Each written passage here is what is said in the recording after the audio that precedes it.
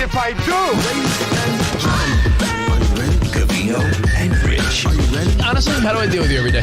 Get ready. No. Heard all about it on the radio. Get ready. Whoa! Yeah! Holy mother nugget! And holy mother meatball! I'm the smartest man alive! You're so ridiculous. What? You're such a fool. Get out of here. Oh, I'm a disc jockey. What's a disc jockey? Turn it up. We doing the show. Here we go. Covino and Rich. Let's go! All right. Back in action. Welcome to the show on a Tuesday that feels like a Monday. A free show for all the non-subscribers. Yeah, give them a little taste. Little sniff of what we do on our Patreon. Welcome to our Patreon. It's Covino and Rich. It says it right there on the shirt. Covino and Rich. Don't be jelly. You can get one at shop.covinoandrich.com. And Spot, you can get free video today if you don't usually get video, correct? Yes, Rich. Yeah! Hope you had a Tank Davis, Boston Celtics sort of weekend. Let's be rocking out. Let's go! Happy belated Memorial Day. Hope you enjoyed the day off. I want to say it once and for all, we honor and salute the fallen troops, the men and women that served this country and lost their lives. Because if I get one more person to hit me up that says, you're not supposed to say Happy Memorial Day, I want to strangle you for being that guy. Because we know what it's about, but I wish everyone a happy day. I think most of us celebrated yesterday. Day. Have a good weekend. Yeah. It's not supposed to be a good weekend. Context matters, guys. Happy And you know how I always say too, I hope you had a happy Memorial Day as we honor. Like I always include that too, and people still complain. People just want to correct people all the time. It's unbelievable. Yeah, no joke. Ricky Gervais talks about that a lot in his new stand-up special. What part? Which, no, just about how people just love to complain. In fact, know who else talked about this? I watched a very sad special last night. Oh, no. Hit me right here. This is Gus, the Greek version. I heard it's getting a little emotional. Stop it. This is Gus. It's on the Greek channels. I hear they ran out of honey, so they can't make the moussaka. Yeah, it's not as sappy as the original, but I hear it's This getting Is Us is still a little sappier than This Is Gus, but I just watched the episode where baklava. they had the emotional engagement at the Acropolis. Oh, right. Yeah, that was a great episode. This is Gus. Still rolling with that one. Guest starring Yanni. Yeah. Stamos is actually Officiating the wedding. So, no, I watched the... What do you call it when someone dies and they release stuff afterwards? I always mess up that word, like Posthumous. Posthumous. Posthumous? Posthumous. See? It's a fucking word that you didn't even say right. No, I know it, but I just can't say it too. Posthumous. Posthumous? It's like Posth. Posthumous. Well, not so special. It's posthumous. Yeah, it seems like a word Mike Tyson invented. Posthumous. Posthumous. He died? Yeah, it's posthumous. Yeah, it's like after his death, it's posthumous. I watched Norm Macdonald's special Oh, that's out already? on Netflix last night. My buddy Matt, who's a huge Norm fan, said, yeah, it's pretty emotional. You want to check it out. Now, Emotional but funny, or a roller coaster of emotions? very funny, but I got to just explain what it is because I don't want to give everyone Posthumous. the wrong impression. It's Norm sitting at a desk in front of a laptop with a handheld mic, just sort of practicing his material. So there's no laugh track, there's no audience. So Norm Macdonald's very dry delivery. Not that it doesn't work. You know it works because you know Norm. So it's about an hour, maybe close to an hour, 45, 50 minutes of that. But when you think, if you add laughs and stops and pauses, that's an hour special. You mean laughers? Laughers. And then afterwards, I thought was sort of heart-tugging. They had a round table conversation. They're all just sitting in lounge chairs. Who's they? I was just about to tell you. The regular crew, the same SNL sort of guys? We're talking... Was the Sandman there? The who's who, in my mind, of comedic geniuses talking about their love of Norm and telling stories and reminiscing and analyzing the special. It was the Sandman. David Spade, obviously, because they're boys. Conan O'Brien, because Conan was best known for, not best known for, but Norm was one of the things he was known for with the great late night appearances. Yeah. So you had the Sandman, Spade, Conan, Molly Shannon, who apparently he was tight with, and you had Dave Chappelle and David Letterman. Oh, wow. Like, it was a pretty sweet compilation of people. Was Gallagher there? Gallagher was not there. Then I don't care. But they were talking about Norm and how Norm sort of almost reveled in a joke falling flat as much as he enjoyed the joke hitting. Like David Spade talks about how they would do they're famous at SNL for doing the dress rehearsal. And a lot of times people complain like, oh man, it fucking killed in dress rehearsal. And then it sort of fell flat. If a joke falls flat in dress rehearsal, 99% of the people would be like, all right, let me alter that for the show. Norm would be like, it failed? Perfect. Like he was excited to be like, I want to watch it flop again on live TV. And Letterman talked about how Norm would tell a joke that would miss, but that like expression on his face where he'd be like, like he was like slightly scared, like So he was the best at bombing jokes. He made bombing jokes an art yeah, and loved it. how he knew he was sick, but he told none of his close friends, and they all shared the same sentiment. I don't want to give anything away, watch on your own, but they all shared the same sentiment that, like, Conan was the first to say, I didn't know he was on his deathbed. I didn't know he was dying. So when he passed away, my first thought was, self-serving, like, was he mad at me? He didn't tell me. And everyone's like, hey, he didn't tell me either, skibbity-doo. And it was like, yeah, Norm just sort of kept it to himself, and he taped this special, they're saying very soon before he died. And he talks a bit about death in the special, and I don't know, I enjoyed it. I'm a big Norm MacDonald fan, so to me, I loved it. I could see someone saying, it was flat, there was no reaction, it was just Norm telling cringy jokes. And Does he start it with, well, I'm dead? no, because I thought he might do that, like, hey, if you're watching this, that means I died. No, it wasn't that. It was, he wanted to get it out there in the sad circumstance in which he did die. I'm going to watch some Ricky Gervais before I watch that. Oh, gonna watch watch it something after. happy after that. Yeah. So, Would you ever want to leave a video for your loved ones? Where you're like, send a message like, hey, I think it's me. Well, have you guys seen that famous I know. funeral scene where there's a guy that is like, play this at my funeral? On This Is Gus? No. Oh. There's a guy, I think it's like a Scottish guy or an Irish guy. He's like, play this at my funeral. Play it at me funeral. Play it at me funeral. And you hear like all of a sudden like, I'm in here, help me. Get me out. I'm stuck in the coffin. Yeah, take the piss. Like some guy, he like does he does fucking stand-up comedy from his casket. Talking about Fat Bastard? No, I'm just kidding.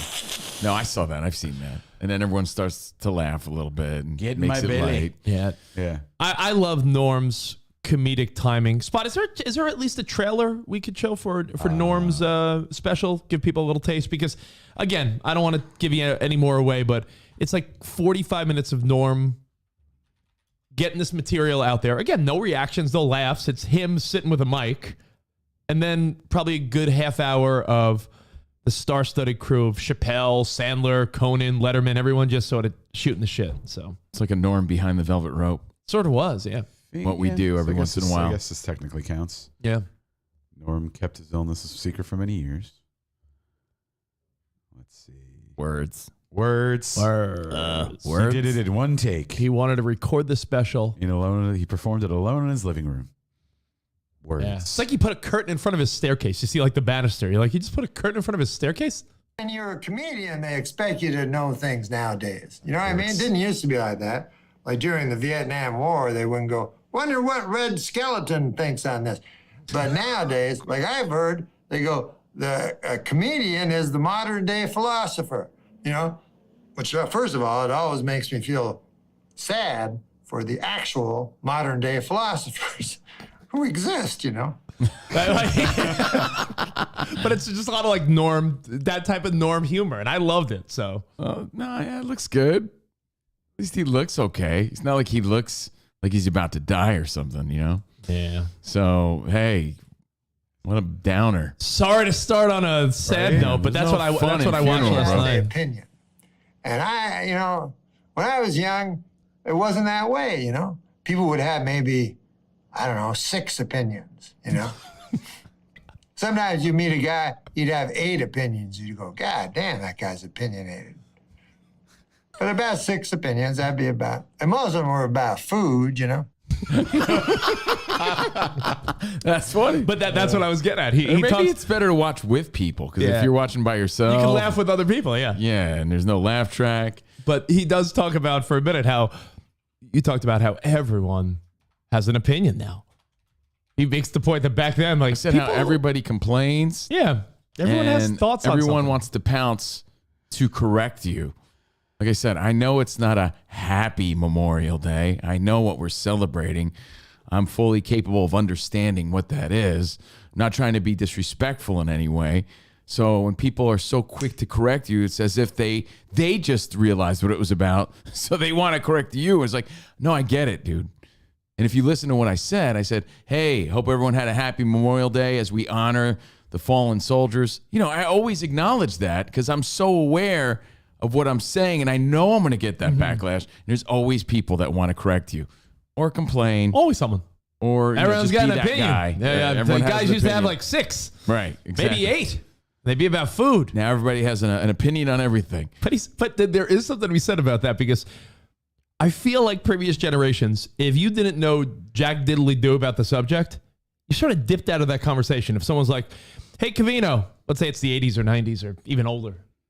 Hey, Covino, what's your thoughts on guns? You'd probably be like, yeah, I don't know. Okay, it's not my thing. If you didn't have like a strong stance, you would just not participate in the conversation. Now, I would say a lot of times those things didn't come up. Those were like taboo subjects. Subjects you didn't talk about, really. People kept their opinions to themselves unless, it was a really tight friendship or relationship, or it just happened to be something that was relevant to the moment. Look But at I it don't this way. think those were things that people talked about all the time. God forbid something happened. Again, we were kids, so what do I know? Yeah, but I feel like your parents. No one was sort of- asking a kid their opinion. No, that's true. But you always talk about how your daughter is a little more locked in than we were back then. They those know are shit now.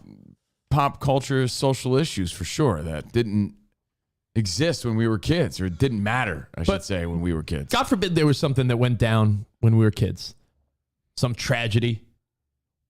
There was no social media for every Tom, Dick, and Harry and your neighbor and your teachers and your classmates, and not everyone had an opinion. He's right. There was a sense of like, who had an opinion? A couple people on the news and like your dad's smart friend or your uncle who was sort of like well read or something. Can you name a Tom, Dick, and Harry?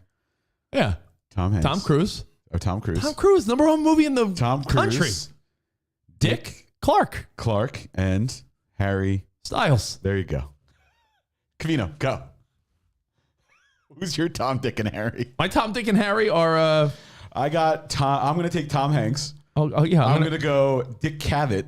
Ooh. And I'm going to go Harry Shearer, the voice of. Isn't he the voice of Homer Simpson? Yeah. Harry Harrison, the famous the DJ, morning mayor. the famous old school radio host. I'll go Dick Van Dyke, who's 96 and still working out. Yeah. And I'll go Tom Thumb, because who shouts him out, honestly? Yeah. Gets no shout outs. It's no There shout you outs go. except from Steve Covino. I was going to say Tom York, but he's a Thom. He's a Thom. I could have said Tom Covino, my brother. How on earth can we not say Tom Brady? He's the man. He's already the man. Yeah, that's true. That's why I went with, true. who's shouting out Tom Thumb? That is true.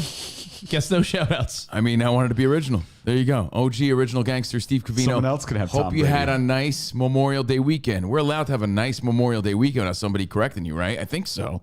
It's obviously to honor the fallen soldiers that lost their lives serving this country. I know that. And I was also corrected incorrectly multiple times. And I hope you enjoyed your day off, your extended weekend, your burgers and dogs, your grilling in the name of, your countdowns. Those of you who use, what is it?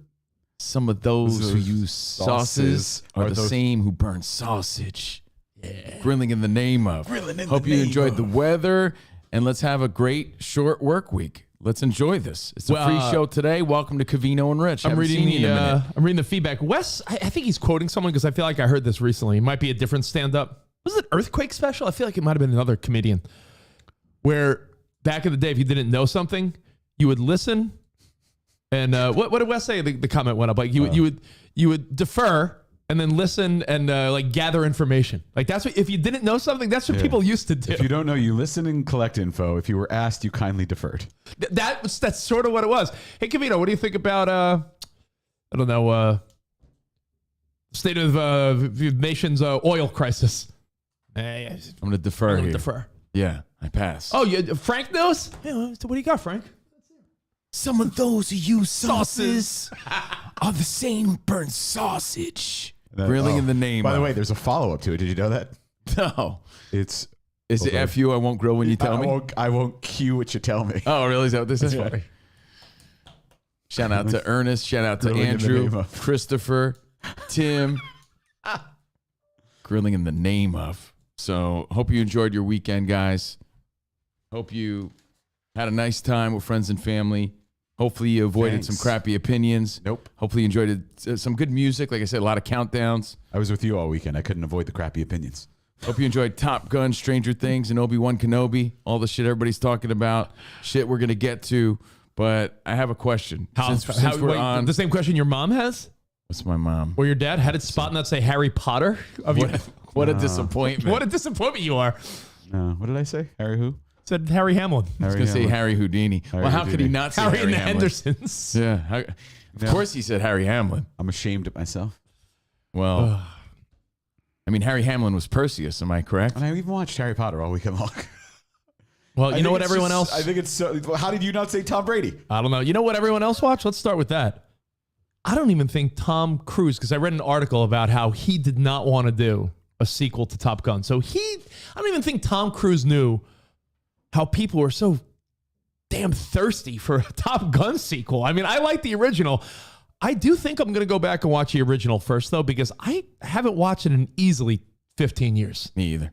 So, I played the game on Nintendo. I remember the game on Nintendo. And more than I remember the movie. I can't front. It was a movie I've probably watched like 2-3 times in my life. It was not in heavy rotation in my house. Like it was not in the Goonies, Major League, Karate, not even Karate Kid, Back to the Future. It wasn't in the rotation in my household. So Don't lie. You had that oiled up volleyball scene on repeat. I always thought Danger Zone was a really corny song, so it was never my thing. I'll be honest, I don't like that song either. Yeah, it's kind of weak. But I always thought the movie was good, but it was never top tier in my household. People loved it, so it doesn't matter what I think. I bet you your brother-in-law... I'll defer my opinion on this one. I bet you your brother-in-law was inspired by it. He's a military pilot. Is that like his favorite movie as a kid? We've never talked about it. I don't know. Your Hey, man, you like Top Gun? Your brother-in-law, You're a pilot. Your brother-in-law is a high-end military pilot, and you never asked him, hey, does it have anything to do? Like my buddy flies helicopters in the military. I mean, do you like only radio movies because you work in radio? I liked Radio, Cuba Gooding Jr. It's a great movie. I mean, you know. No, but that's, You're a pilot? You like Top Gun? It's like, no, that's like a brain dead question. No? That's why my friend is an airline. But that's why my friend is a military pilot. Why? Because of Top Gun? When he was a kid, he was obsessed with Top Gun. That's not a crazy question. I mean, it's nothing that ever came up. You I'm love sure Don he likes Mattingly, it. right? You play baseball because you love Don Mattingly and the Yankees. Like I'm not saying that movies don't have influence on kids. Yeah. I'm saying I don't make those assumptions when having conversations. I don't know. He might like it. He should like it. I would say he probably should like it. I was never into it. And the game refueling the fighter jets was virtually impossible. The Nintendo game, which was, the graphics were great in that game. Well, but Maverick was the #1 movie in Memorial Day weekend history. Yeah, over 150 million. Is that crazy? I mean, the reaction is crazy. I'm not surprised that people went out to see it. I'm surprised that the feedback was, I didn't see not one bad criticism. Not one. And even Rotten Potatoes gave it like 99%. I think Rotten Potatoes gave it 90% and the audience review was 99%. And everybody on social media who lives to hate and complain and bullshit were saying Nothing but great things. Rave reviews for the new Top Gun. So congratulations there. 80 million in its opening day and 150 million over the holiday weekend. When something gets rave reviews like that, is there a part of you that's like, I gotta watch it? Now, a Marvel movie, like you said, I got to recap the like a the Marvel original. a Marvel movie. If you're not into that scene, Hey, Wes, it was perfect. if you're not into like the Marvel universe, it's hard to go watch a random one because you're like, oh, I'll be lost. Top Gun Maverick, you're not going to be lost. So because of the reviews, does that inspire you to say, yeah, fuck it, I got to go see this. I got to go watch it on the big screen. You got to see it on the big screen. A movie like that, I think you got to get that experience, that surround sound. You Spot gotta go even next suggested level. going to the one where the like your seat shakes and shit. What is that? Oh, the 4DX? Because I was thinking because like flying around might feel cool, so it might feel. I imagine there's a good plot to it. And You which love is why soaring at people Disney, right? So maybe love it. Which is I do. It's much. Let me tell you, it's much more jarring than soaring at Covino California loves soaring, and Adventure. you smell the orange patch. It's much more jarring. Soaring at Disney Adventures, it's fantastic. You know how It's one of my sometimes- favorite rides. Sometimes you're watching a movie and then out of nowhere action happens. So let's say you're sitting there and they're just like chilling. All of a sudden you're like, Is that intense? it can be that Really? jarring. Yeah. Well, yeah. I mean, I heard the fight. Like they need the belts in the seats. I'm the flight serious. scenes are next level from what I'm hearing and reading. Like I said, I didn't hear or read one negative review about that movie, which is insane in today's world. So I'm glad you guys enjoyed it. I'll see it eventually. But I got to recap the original, like you said, Rich. As far as hey, maybe we'll do a watch along on tier 2 or something. Little watch along to Top Gun. I'll come over to your place if you don't want to come here. Rolando saying, no thanks, Top Gun. Well, Hey, Tom Cruise still proves that he puts the S's in the seats. I mean- He's the guy. I heard it's there you great. go, Rolando. He's the one guy. He's the one. Well, he didn't see it. Oh, though. yeah. He's just saying he doesn't want to see it. But the feedback, insane. Everybody talking about it. Bro, Top Gun, bro. Bro. Everyone. You got to see it, dude. Edge of my seat, man. Top Gun. For real. So, Everyone. hope you enjoyed that this weekend. Rich, I thought you were more of a bottom gun. Yeah, I'm gonna go check out Bottom Gun. The what was it? The 4DX thing that Spot's talking about. Yeah, it's very distracting. When I'm being serious. The only time I feel like I've experienced something like that is at Universal Studios. They have the Shrek ride where your seat shakes, poofs of air go at you, and like so once or twice during the ride, like a little sprinkle of water shoots out of the seat in front of you. That's to me like, is it like that but next level? It's a hybrid between one of those simulator rides where you go in a little pod, Yeah. and it has the screen and it feels like the Simpsons like ride? the whole thing's moving. It's a combo between that and the movie, the Shrek 4D, because the motion is just so intense. I did find it a little. Only movie I've seen in it is Fantastic Beasts. You have to wear glasses? No, is Fantastic Beasts, and I wanted to focus on the movie, so it kind of took me out of the movie a lot of times. Like the action scenes were just too jarring. But I don't. But I saw the trailer felt cool. I saw the trailer for Doctor Strange with that. It felt kind of cool. But it's like when you want to pay attention to the movie, 4DX is the last thing you should be in. Yeah, but I think in an action movie like this, it's sort of made for that. Right. So I almost, if you want to see the movie a second time, like which a lot of people do, go see it in 4DX because it'll be a cool experience. But if you're just going once, just see it maybe in IMAX huge screen. I'm fascinated by that phenomenon. How people go back to the theater to watch a movie a second time. I'm good on that. I'll watch it again, but That's I'll nerd behavior. I'll wait until it's available. I can't imagine going to the theater two times. Nerd alert. Those are Two people times? who go to see Batman like 5 times. Like, all right, relax. Saw it one time. You get the plot. Good enough. Good. You'll see it again on TV. Right. It'll be just fine. It'll be on Netflix, Hulu, Amazon, something. So HBO. I'm the biggest fan. You don't get it. Within 3 to 6 months. I don't want to get it. There is something. Not everyone has a cinematic experience at home like you or I, Steve. You know, then get like Rich says, work harder, buy a nice TV. Do you? Did they ever do Magic Mike in the 4DX, where you feel the thrusts coming at you? Seats. Emphasis on D. Yeah, 4D. Oh, the best part is when they spray your face, and they do, by the way. It was 4D. Oh, and it was 4D triple X. So anyway, I hope you enjoyed it. Imagine Mike. Magic Mike. Yeah. No, but they do. That's not a joke. They do actually spray your face with water if there's a water scene. Yeah. when I saw Fantastic Beasts, there was snow in the theater. Swear to God. And you saw it how many times, Spot? Once. See? Normal time, person. One time. Normal person. One time. You know why? Because it's going to be on. It's on TV now. I think it's on HBO Max. I think Well, right now. again, hope you had a Tank Davis, Boston Celtics sort of weekend, a victorious weekend. Some funny stories to get to. Maverick. Yeah, I watched a victorious marathon on Disney Channel with Victoria Justice. Nice. Thanks. Good one. Victoria Justice is actually in a rom-com that like one of our listeners. How many times did you see it? How cute is it? Did you see it in 40X? No, I didn't watch it, but she. You feel the love? She Rich chose that over Top Gun this weekend. No, she's beautiful. She's. Yeah, she is. I mean, like, We've but had her on the show. Victoria Justice. Yeah.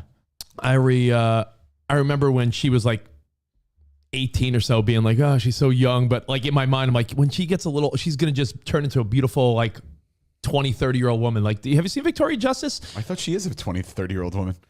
I think she was of No, legal that's age when we had her on. That's my point. My point is when she was like, ago. when she was like Disney 17, 18-year-old, I was like too young and inappropriate, but you could tell that like she just was so beautiful. You're like, she's going to be, I'm surprised she's not more popular, to be honest. Look at her now. She's in a Netflix like romantic comedy with some hunky Australian guy.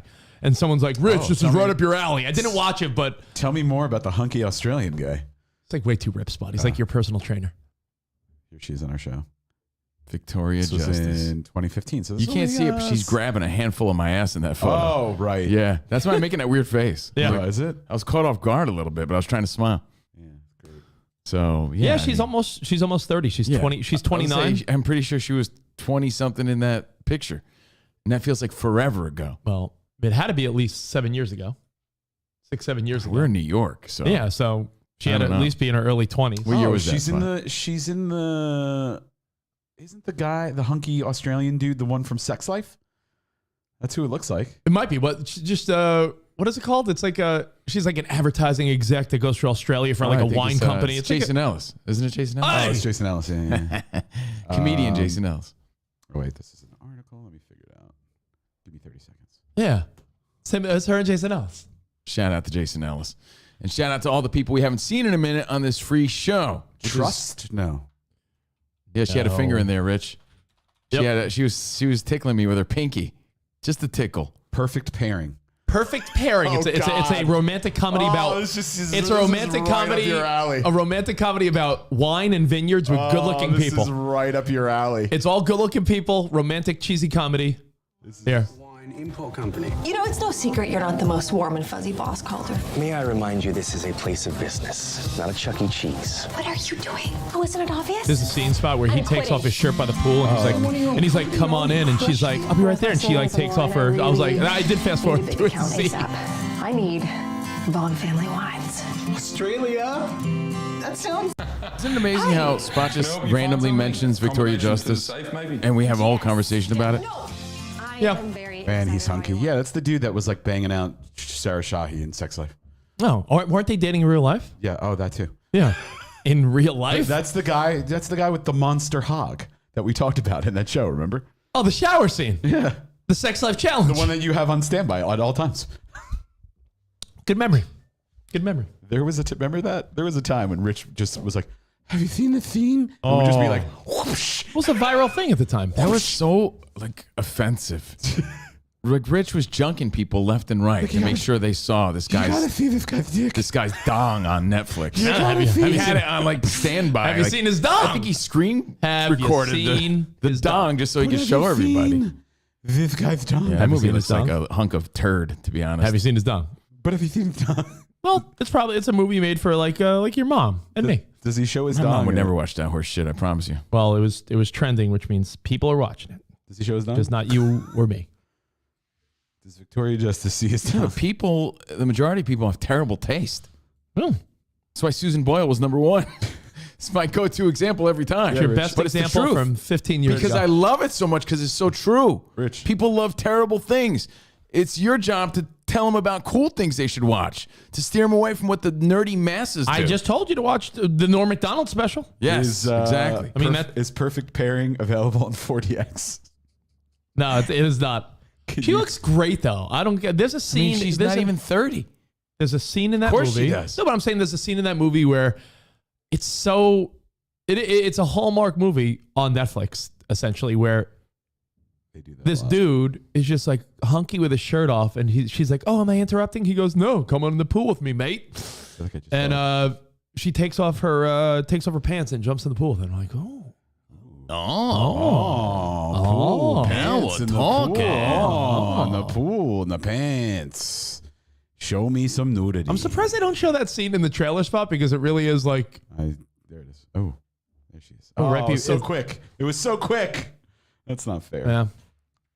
That's, Oh, well. That's not fair. Hunky.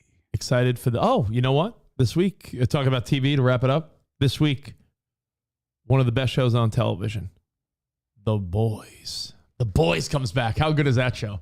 The Boys season 3. Fell off it a little bit. Did either of you begin, while we're still talking about TV, Stranger Things? I watched the first episode and thought it was scary, creepy, and cool all at the same time. It was scarier than I thought. And I think you were saying the same thing, right? I watched the first 1.5 episodes and I was like, whoa, this Apparently is there's creepy. This is next level creepy. Scary. Apparently Woo. there's some demonic themes in it. Yeah. Yeah. Yeah, I don't want. It was good though. The opening scene is like gruesome. I thought the final scene of the first episode was pretty like, wow, that's scary. I'm not saying anything. Rich just talked about the whole Norm Macdonald special. I know the whole thing now. I'm not giving anything away. So, Stranger Things, I'm digging it. I don't know how kids like that shit. I have to be honest. I don't know how my daughter Melody watched it this weekend and didn't come knocking on my door in the middle of the night because that shit was that scary. My first I was thought. like, she watched that shit? Didn't even like... Listen, we watched. She shouldn't even pull on it. Dad? We watched all What? type of shit. Nothing. Hi. When we were younger, Sleep. we were checking out titties and rated R movies, and we were watching Still am. Nightmare on Elm Street and scary shit. But you were telling me how your daughter and all her friends are like, they're all obsessed with Stranger Things. What teenage kid isn't watching that, you know? But I felt like episode 1, I'm like, man, there's just like a lot of sexual references and scary shit right out the gate. I didn't get that. I watched it closely and listened closely. I didn't get that. But I did think it was scarier than I would have imagined. There was a scene where they were talking about Fast Times at Ridgemont High, and the guy was saying he likes boobies. That's about it. It was pretty... I didn't think it was that that raw of content. But scary-wise, I was like, oh, shit. This is pretty intense. And if I was that age, I would have definitely pulled the, Mom, go to bed, asshole. What do you want? Nothing. I just wanted to hear the, Hear that your they were voice. there. I can't believe my kid didn't, at least knock on the door. Dad? Didn't bother me. Nothing. I was like, man, I'm sort of that's torn. Scary. I'm dude. sort of torn on whether or not are we all supposed to like Stranger Things, or is it? Yeah, because it's nostalgic for us. And for kids, it's about teenagers in high school. And it's about that 80s sort of vibe, too. And I know my kid is totally enthralled by that. She's so into the 80s thing. Like, Dad, was it really like that? Was it that? And I'm like, yeah, kind of. It was like that. Yeah.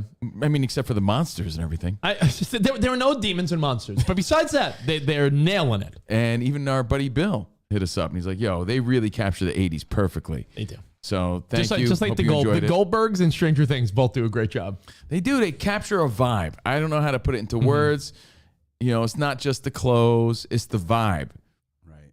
And they capture that. And that really captures my daughter's imagination. And she asks me a lot of questions about the 80s all the time.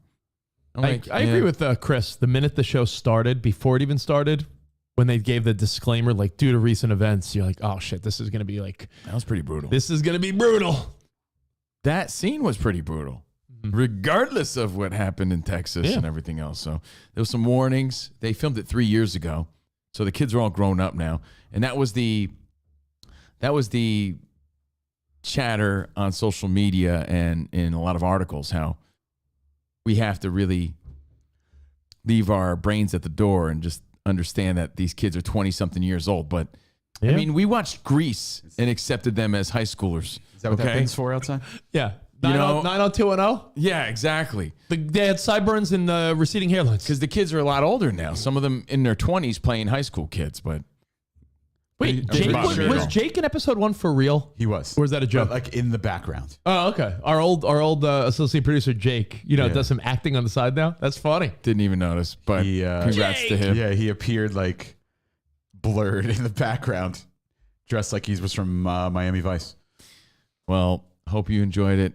Your weekend of entertainment, fights, basketball, TV shows. It was the Top Gun rage of Memorial Day weekend. Hope you enjoyed it. Don't say happy Memorial Day. We learned lots of stuff already, and we're only 37 minutes into this. So while I was trying to do all of that this weekend, right? This was like Saturday night, I think. Friday night or Saturday night.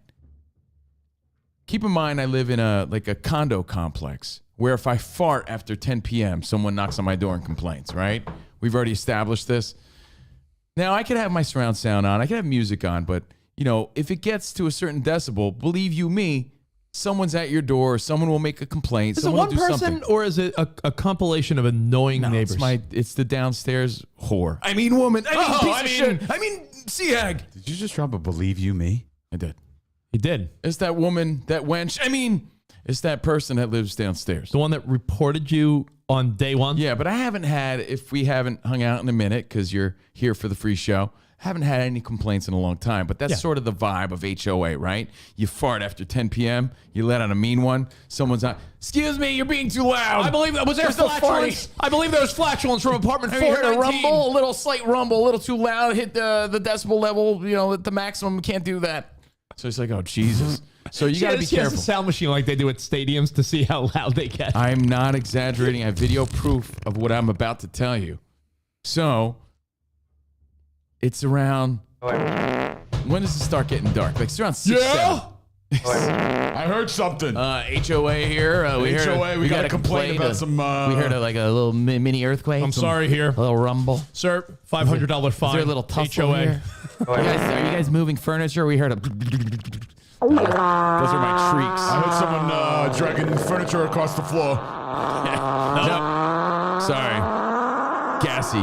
Guilty. Heaven forbid when your allergies kick in, you must get I haven't had any complaints in a long time. I heard someone revving an engine inside this. Because I'm gonna get feedback like, if I were him, I'd sell that place. Like it's been fine, but that's sort of the vibe, right? No one's blasting their music or having a good time after 10 though.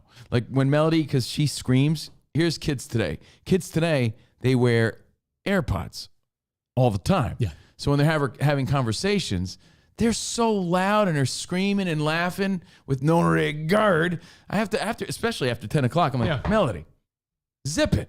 You're too loud. But they don't even realize, oh, sorry, Dad. But they don't, and it's weird because you want them to have fun and they're having fun. And buzzkill. Yeah. You don't want to cramp their good time. Stop laughing with your friends. But yeah, because laughter's nice, but she's cackling and screaming, and it's after 10. I don't want to hear any. I'm done hearing it, let alone the neighbors. So I use that as my excuse too. Hey, after 10, Dad doesn't want to find. So it's around 6, 7. It's not even dark yet, but it's that beautiful sunset time of the West Coast. The golden hour. It's the golden hour. It's, the sky's turning red and it's blue. It's beautiful. Don't get me wrong. Right? There's different time zones. We get this. Yeah. And I know it roughly gets dark around the same time, no matter where you live, because of how the time zones are designed. I don't know if you noticed the same thing, East Coast, West Coast. I remember specifically 8 o'clock is when it got dark because when you play Little League games would start at 6 in my hometown. In my hometown, Little League games would start at 6-ish. And by 8 o'clock, you were hoping the game was wrapping up because at 8 o'clock, it was like, all right, too dark, let's wrap it. Emmy went to bed a little early last night, around 8. She's back to school today.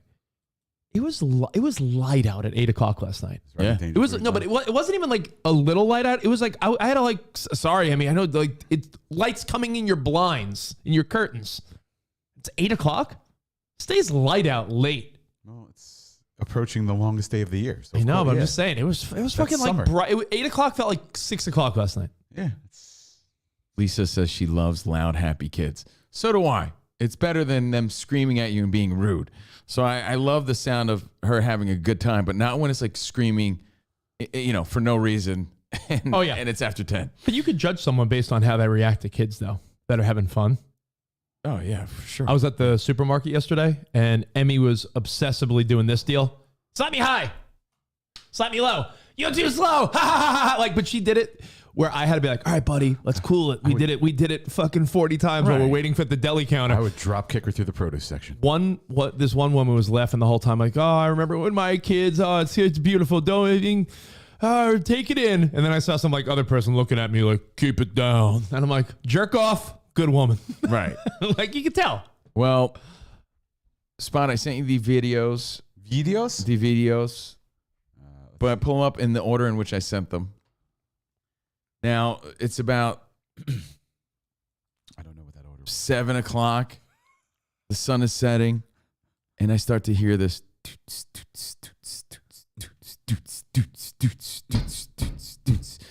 Oh, you forgot you invited DJ Pauly D over? I'm starting to hear like a sound check or some shit.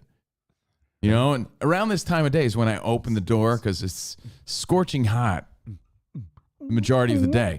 When the sun's setting, it's starting to cool down, let some fresh air in. And in the background, I'm like, what's going on? I'm hearing like trumpets. Yeah, it's like the warm-up. I'm like, what is going on? Is Techno Viking in town? Is he throwing a parade? Techno Viking? What's going on? But it doesn't really stop. Like, this is kind of like sound check. Yeah, I'm hearing in the distance, I'm hearing horn sections. I'm like, it's getting a little late. Jordan, do you hear horns? Dude, that in my before head? you know it, I'm not even kidding you. It's a full-on quinceañera or somethings. It's little Julio's confirmation or something. I don't know what's going on. Bro, Jordan, what's going on?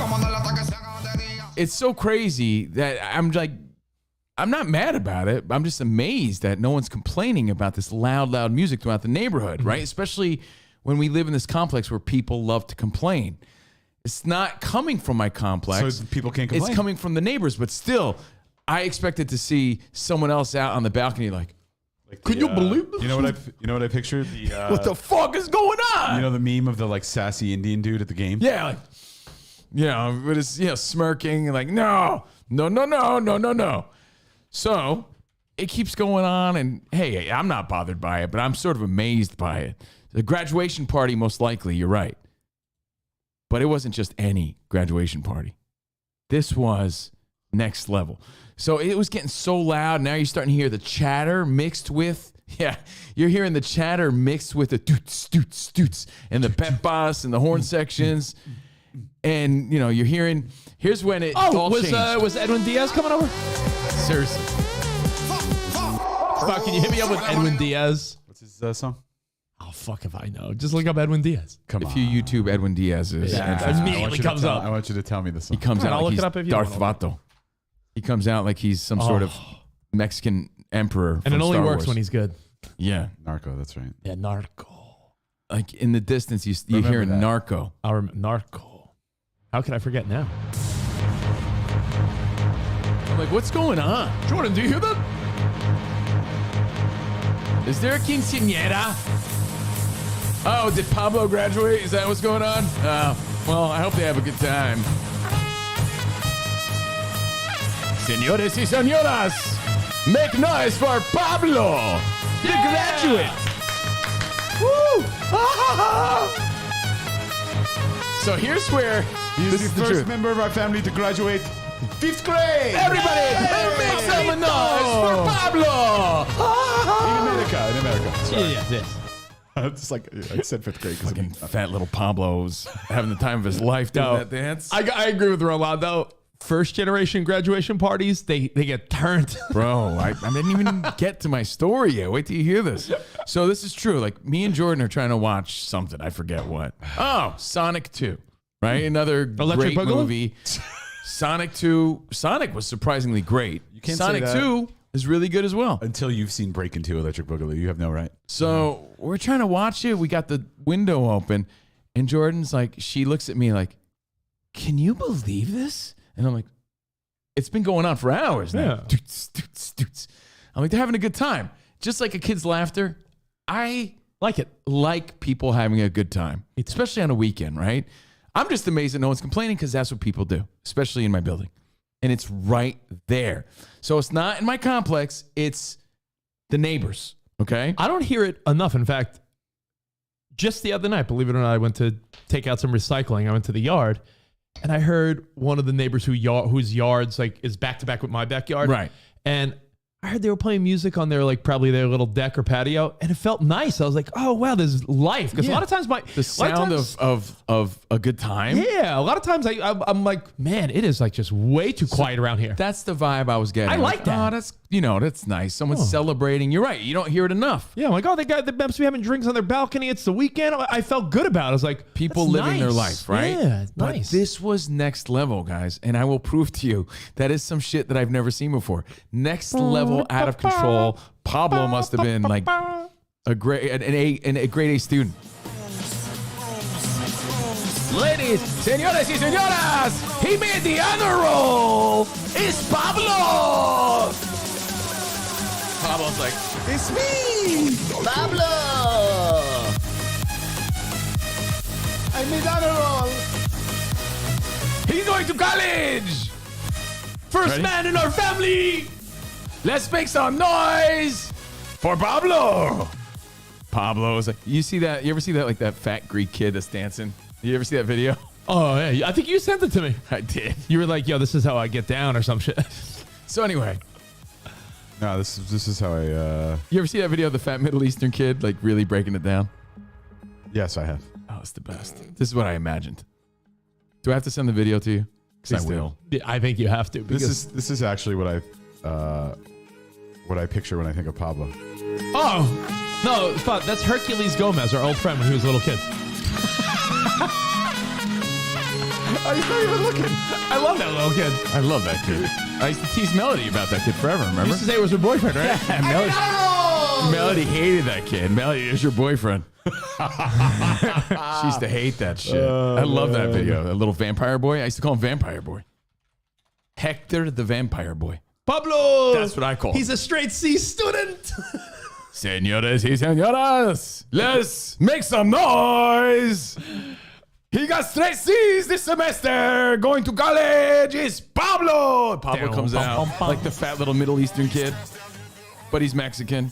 But I picture this little Mexican kid dancing like the fat little Middle Eastern kid, the fat little Greek kid. I don't know what he is, but in the video I sent Spot. The story gets crazier though. Sorry for all the interruptions. That's how we do it. Yeah. So story time. And I think the nicest part is what Rich said. Don't hear it enough. Yeah. So there's something, like a lot of times I leave on Sports Center in the background or the baseball game or any game because that sound is comforting to me. The sound of people having a good time. There he is. Picture a Mexican. Maybe he is Mexican, but that's too lavish of an event for a Mexican party. So I imagine it's some sort of Persian kid. No, it cracks me up. You ever see a celebration? I'm watching one right now. Kids feeling it. Exactly. You ever see a celebration? Yes. Probably in like the Muslim community. Oh, they're great. Where they're maybe the Indian community where they do like a dance, but they're just doing a lot of foot dancing. Yes. Like there's a line of dudes and they're all doing like just very simple. Like your family parties where you guys clog? I love. No, not the Michael Flatley stuff my family pulls off. Oh, yeah. I love cultural dancing. You know what? While you tell your story, because I'll be listening, but I gotta find. There's so many great videos of cultural dances, and I just feel so jealous of the fun they're having. Save it, because I want to get through the story. It's usually like just a long row of all like Indian dudes, like all doing like fucking cool footwork, like Bollywood footwork. I've seen one where this guy was so incredibly fast. Have you ever seen it? What? No. There's an Indian dude. It's like it looks like it's not real, but he's doing that. His feet are so fast that it looks like it's fake. It's insane. I saw it recently where they're all doing the dance, but this guy goes off on his own because he was next level Indian guy wearing Cavaricis. You know what I'm enjoying? I'm enjoying reading the feedback, and everyone agrees. Yeah, but there's one guy. There's one guy. There it is. Spot. This is it. Look at it. This is what was going on in my backyard. But they were Mexicans. Holy shit. But that was the guy I was talking about, Spot. You got to find the video of that first guy. I thought I just did. No, but you see like the circle form around that guy. It's insane. Azerbaijani dancing. They're from Azerbaijan. There he is. This guy. Is it this guy? No, it's the other guy with the blue shirt. But it's insane. There's one guy whose legs are so fast, it looks like it's in fast forward. But my favorite thing, though, is I want that to go to Azerbaijan. as I read the feedback, it is nice to see, Covino, that most people are on our page as far as you don't hear enough of it. If your neighbors got the music loud Don't and you they're feel playing... you used to... Well, first of all, it takes you back to your own family parties where those were the greatest times of your childhood. But it also takes you back to your neighborhood where people were having a good time. It makes you... You could be feel riding good. you could be riding your bike down the block and like, oh, you hear music? Oh, they're having a barbecue. They're cooking out or grilling. Or, yeah, it's nice. I just don't. Nice. You don't hear it All enough. neighborhoods are different. I'm just telling you what we experience. So, long story short, too late. I know. It's all good. Here's what happens. We're watching Sonic 2.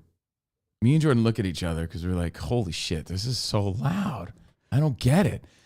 Jordan gets up to the balcony just to listen closer. We paused the movie. She's like, oh my God, is that Achy Breaky Heart in Spanish? Shut up. Swear to God. So now they're playing Achy Breaky Heart in Spanish, and they're playing all the Cupid shuffles. They're doing everything, right? So I was confused because I was hearing a lot of horn sections, a lot of reggaeton. It's just a party. And then all of a sudden, it's just a party. All of a sudden, like they're doing Cupid shuffles and Achy Breaky Heart in Spanish. And Jordan, it's like Pavlov's dog sort of thing. She hears Achy Breaky Heart. She gets up. She's like, wait a second. I think I hear Achy Breaky Heart. Oh my God. Oh my God. This is me and my dad's song. Like, you don't get it. Like, this was our song. Shut up. So it was in Spanish. Pablo. Right? So I'm like, oh shit. Yeah, they are. So she's so intrigued at this point now. She gets up and she goes, oh my God. Right? I'm like, what? She's like, they have full on strobe lights and spotlights. Like, you know when a club opens up and it's like shining the bat signal all over it, like the city? Of course, yeah. Like, dude, they had disco balls and strobe lights and a spotlight into the sky. Oh my God. And she's asking me, like, how do they do this? They have rights to do that? I'm like, I don't know. I mean, sometimes she just do it. Yeah, I don't know. Honestly, like, do you think Jordan's like, do they have permits? No, I said maybe Billy Ray Cyrus. I mean, he's a country guy. Maybe he recorded it in Spanish. I don't know. You meant the song, not the party. Oh, I meant the song. Yeah. I meant the song. How do they do that? Oh, but yeah, as far as that's another question that I had. Now, hold on. So Jordan is like, oh my God. There's like a dance floor. Like early on, I was nosing myself and I saw like, oh, they're having it catered. Wow, look at what's going on down there. Did you want to go over actually at some point? Well, now I posed a question. The first Of course question. you look at the food. Oh, it's catered. I see. I'm like, I might grab a plate and blend in later. Who knows? See. So Spot, pull up the first video so you could kind of get a vibe and let the sounds of the night build up a little bit. The one with the text in the post. So here's footage from my balcony. And the question is, if your neighbor's party is this loud, are you entitled to an invite? So just to keep the neighbors happy. That's going on, in my visual, in my view. That's the old trick, by the way. If you don't want your neighbors to complain, you know what you do? Grab a plate. You invite them. Hey, I brought you a couple. Hey, why don't you come over? If not, hey, why don't you come over? If not, you know what? We'll bring you a dessert plate later. Because if you say that, they got to be a pretty big piece of shit to then call someone about noise if you've offered them. I'm in. Some treats. NW says this party sounds fire. And right? Guess what, guys? It was. And I'm going to prove it to you. And again, so it's going on. We finished Sonic 2, and I'm getting a little sleepy. I'm like, yeah, the first one was better. She's like, which the first one's always better. I'm like, yeah, not always, but yeah, it was all right. It was good, though. Tell Tom Cruise that. Yeah, I know. It was good, though. Open up the door again for some fresh air, right? Dude, the music's louder than it was. Now it's like getting late. It's like, it's way past 10. they're raging.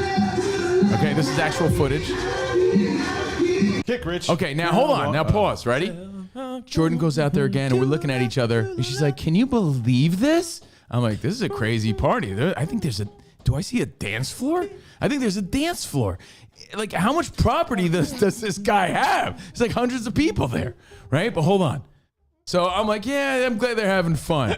Jordan comes running back, sliding in her socks again. She's like, oh my God. I'm like, what? They're playing Icky Breaky Heart again? She's like, they full on have a mechanical bull in their backyard. I'm like, get the fuck out of here. So I go there, right? And I peek over the balcony. I shit you not. This fire party for Pablo's graduation had a full on mechanical bull in their backyard. Look. Look at that. Do you see that? I have proof. Pretty impressive. So I'm imagining they had to have a jumpy house somewhere. Who's running the bull? They had to have a bouncy house or some sort of thing going on. They had more than just a mechanical bull. Who's running the bull? They had a mechanical bull in this is my backyard. I'm looking over like this is wild. I look at this and say, this is like a $25,000 party. Yo. I'm like, and honest to God, and I shit you not, there's a 2-part question here. Number 1, your neighbors are throwing a freaking rager. Is it okay for you to just show up and, yo, man, this looks like fun? Is it okay? Are you entitled to an invite at that point? They essentially brought the party to you. It was so loud you couldn't avoid it. I think So that's number 1. I don't think it's you could go over there, but I think, see, it's a unique circumstance because you're in a condo Jordan complex. was saying if it was like her and her girlfriends, they might have done that. Just I don't think anyone would have resisted a group of girls showing up. But I think if you're in a neighborhood and it's all houses, I think the right move, like I said, you go up to your neighbors. Hey, little Pablito's having his graduation party. You guys are all welcome to swing by. In fact, if you don't want to swing by, let us know. We'll bring you some cake or something. Because what you're doing is you're diffusing a possible complainer. By the way, all the Carloses and Rolandos and Ernestos and Enriques, have you ever seen a mechanical bull at a party? I was shocked by that. I've never seen anything like that. See, Austin says, if I didn't have the video, he wouldn't have believed me. There's a mechanical bull in their backyard. To be honest, the fact that you provided the video backs you up because honestly, I would have been like, Covino, you sure? Like a mechanical bull, Cupid shuffle, spotlights. Yes, you saw the video. DJs, dance floors, catered. I was like, holy shit. Second part of the question is, well, first observation is that I think that's kind of how it's done. I feel like we lost the art of that. The art of a party. Right? Like we lost the art of it. And I feel like our parents showed us the way, but we lost the art of it. Oh, we just don't do it that way anymore. Oh, I'm gonna have ragers. I don't know here. why. I'm gonna have. I got this house and the setup and the yard and the. Someone complains. And I hope they don't. No, my neighbors. I'm making all good with the neighbors. I'm helping like old people in my neighborhood over the weekend. Side story. I'm like helping old people move furniture and stuff. That way, I'm like the guy in the neighborhood that they'll like. You're such a nice young man. I'm like, I'm not that young, but compared to you, I am. But I'm Raul telling you, says my neighbor rents mechanical bulls and bouncy houses all the time, and he's Mexican. I'd never seen this shit before. Like, it was a full-on fiesta, right? So I'm like, wow. My next question is, like, and by the way, Rich, I have to say this, though. It was, like, surprisingly, almost obnoxiously loud. Like, I'm an understandable guy. And you're like, they could have notched it down a little. I was like, man, I just can't believe no one's called the cops. Yeah. Do you let it slide? Like, is that the other thing? Like, if someone's having a great time, and that's what they seem like they were having. I'm going to let it slide. Do you let it? I'm going to let it slide. Do you let it slide? I say yes. Yeah. You know, and everyone in that neighborhood maybe knows that maybe once a year, because I've been there a year and a half plus. Yeah. I have seen them rage before.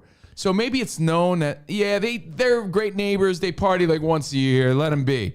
I think you got to back off a little bit. It was loud, and it was into the wee hours of the night. It didn't stop. That's the understanding. It was in the morning, because Mexican people, they don't stop at midnight. No. That shit went on until like Uncle Fedecito's drunk under the table somewhere. I think it's understood. I think honestly, if you have neighbors or if you're in good standing, I was surprised. If no cops, no nothing. If Mario and his wife Gina are great neighbors, they're considerate, they take in your mail. If you need something, hey, can you help me move this box? If they're good neighbors and once or twice a year, Mario throws his Italian feast Goomba party and like it's loud with lights and they got a guy making Zeppelis and no matter what it is, you say okay. I agree, man. it's And like- people need to it's, back you off, know- and that's what was refreshing about it. Don't It be the seemed like buzzkill. nobody bothered them, and I agree with Lonnie. The silver lining for me was not only the sound of a good time. I appreciated that, and it went into the morning. I'm not even kidding you. No exaggeration, no cap. But Lonnie said, "Can you imagine how the woman downstairs from me?" And she was closer. That to must the have brought party. you joy. Oh, I was so happy. I was hoping that she was like, beat red in anger and You should frustration. have went over and been like, yo, that spotlight you got, can you shine it right there? Like, They really had full on like lighting. It was wild, dude. So anyway, yeah, I was really happy that it probably kept that woman up all night. Awesome. My neighbor. So there you go. That was the big fiesta in my neighborhood this weekend. I love it. Pablo's. It was place- probably a graduation, but it was a big Yeah, deal. That It's place the had time. fantastic carnitas. You should have gone. I know. Yeah, that was the other thing. Are you entitled to the invite? I'll talk more about it on SXM Lithium today. Carnitas. Hey, there Spotty you Boy, have I sent the you. details. I sent you a video Carne of asada. what I keep picturing. I don't know why I felt like it was more elaborate, but there's a dance that I keep seeing these guys pop up on social media.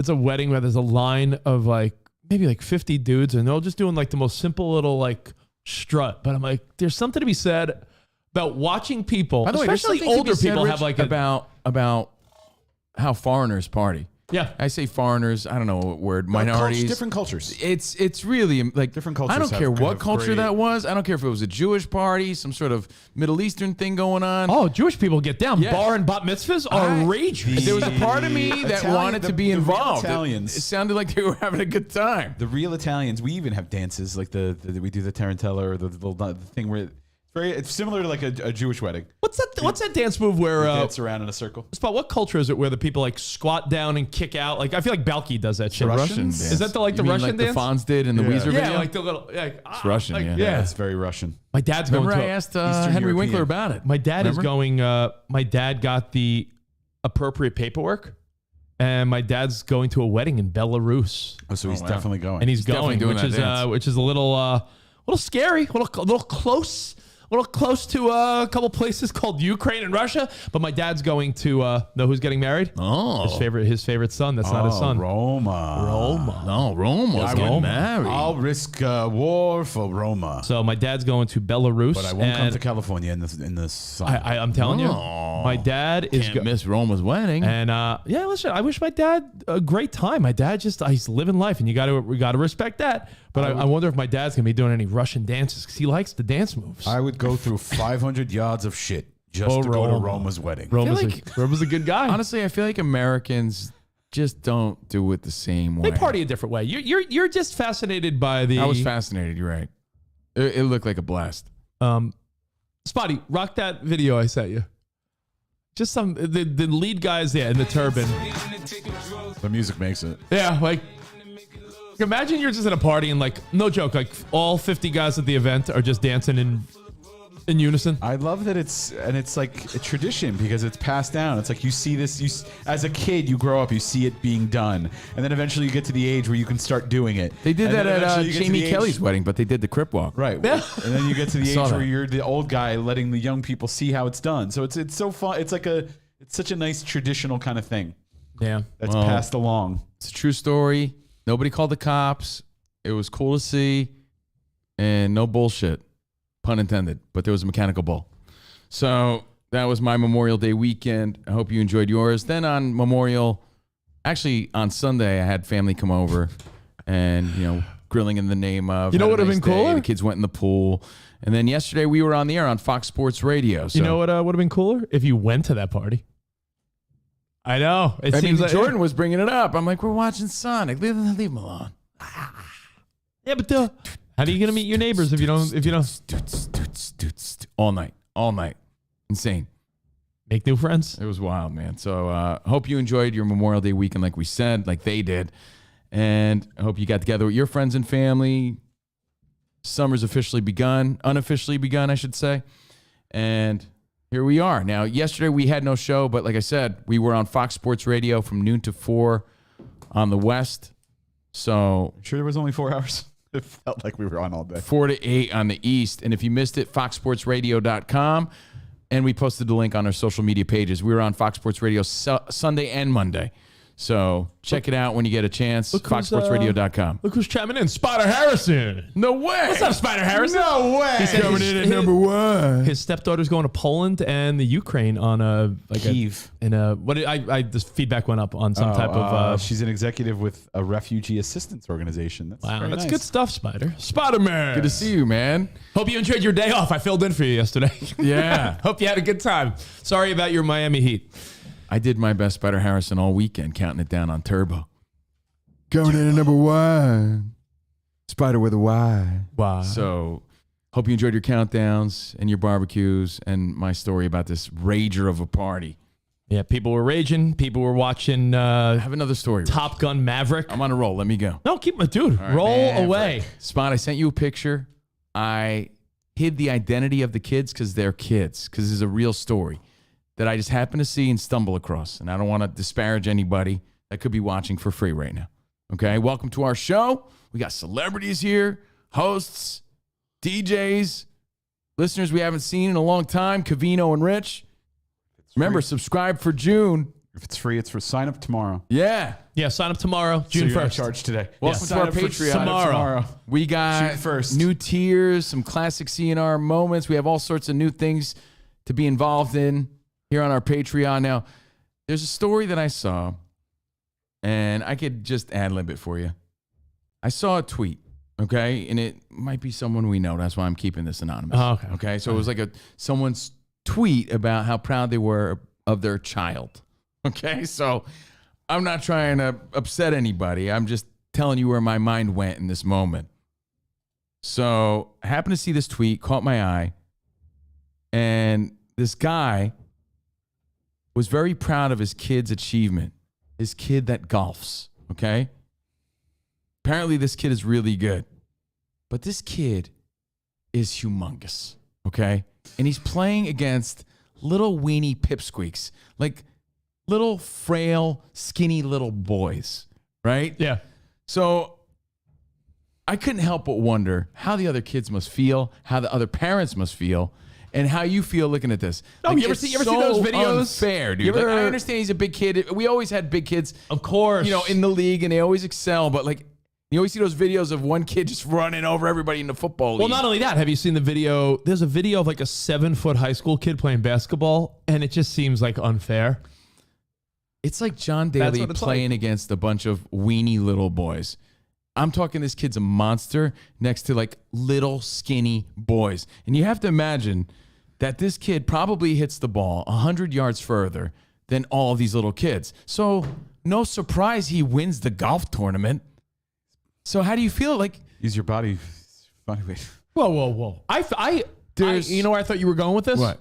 You So- go anywhere you want with it. Oh, no. I'm going to show you the picture. Oh, no, but I thought you were going to say, yo, can you believe this guy was proud of his kid who got like 7th place? Because Nicole from Hits One No, his kid won. Oh, Nicole But, from I Hits mean, One. I think his kid should have won. said how she gets aggravated because her daughter, Parker, is in all these gymnastics tournaments, and she'll play sometimes, and Nicole's all proud. But then there's other times where every category, they give like 6th place goes to 7th place, and Nicole gets aggravated, and her husband's like, yo, don't be proud of your 8th place ribbon. So I thought that's where you were going with the every kid getting a ribbon or trophy, and it's sort of being annoying. So how do you think you could pose any question you'd like? My question as a parent is, man, how you must feel So proud. showing up, and you're like, my little kid has to play against this man. That doesn't even seem fair at all. Oh. And that's life, such is life, and things are becoming more and more unfair in today's culture. But like, as a parent, what do you tell your kid? Like, hey, listen, you're doing great, little Connor. Don't worry about that monster of a man you have to play against. Well, You're going to catch up. Eventually, it all evens out. someone made right? the point that every year in the Little League World Series, there's There's a there's giant. 1 or 2 kids that's Big Al. Gigante. No, Big Al wasn't even that big spot. We're talking like he just hit dingers, He just yeah. hit dingers. I'm talking every year in the Little League World Series. Because kids go different. Yeah, Covino will different back pace. you up. The Little League World Series is still on the little field, and it's usually timed right around the time where boys are starting to go through puberty. So Yeah. every Little League World Series has 1 or 2 kids that already have facial hair, and they are like 6 foot, and the other kid's like 5'3". I get it. I think if you're the kid of the dominant, if you're the parent of the dominant kid, I think you love watching them crush the little kids. You have no shot. These little kids have no shot. Yeah. Against like a man. Again, like Rich said though, some kids grow later. Yeah. Some kids grow sooner. And this kid was a monster, and I covered all their faces to keep it anonymous to not offend anybody. But Spot, you want to pull up that photo I sent you just to see what I'm talking about? So someone we know's kid is excelling, but his kid is gigantic next to these little pipsqueaks. okay. So our friend or the person we know, he's the one with the monster kid. Yeah, that's the tweet I saw. Anyway. Okay, all right. Let's. Yeah. I want to say because I would feel proud. By the way, I covered their faces.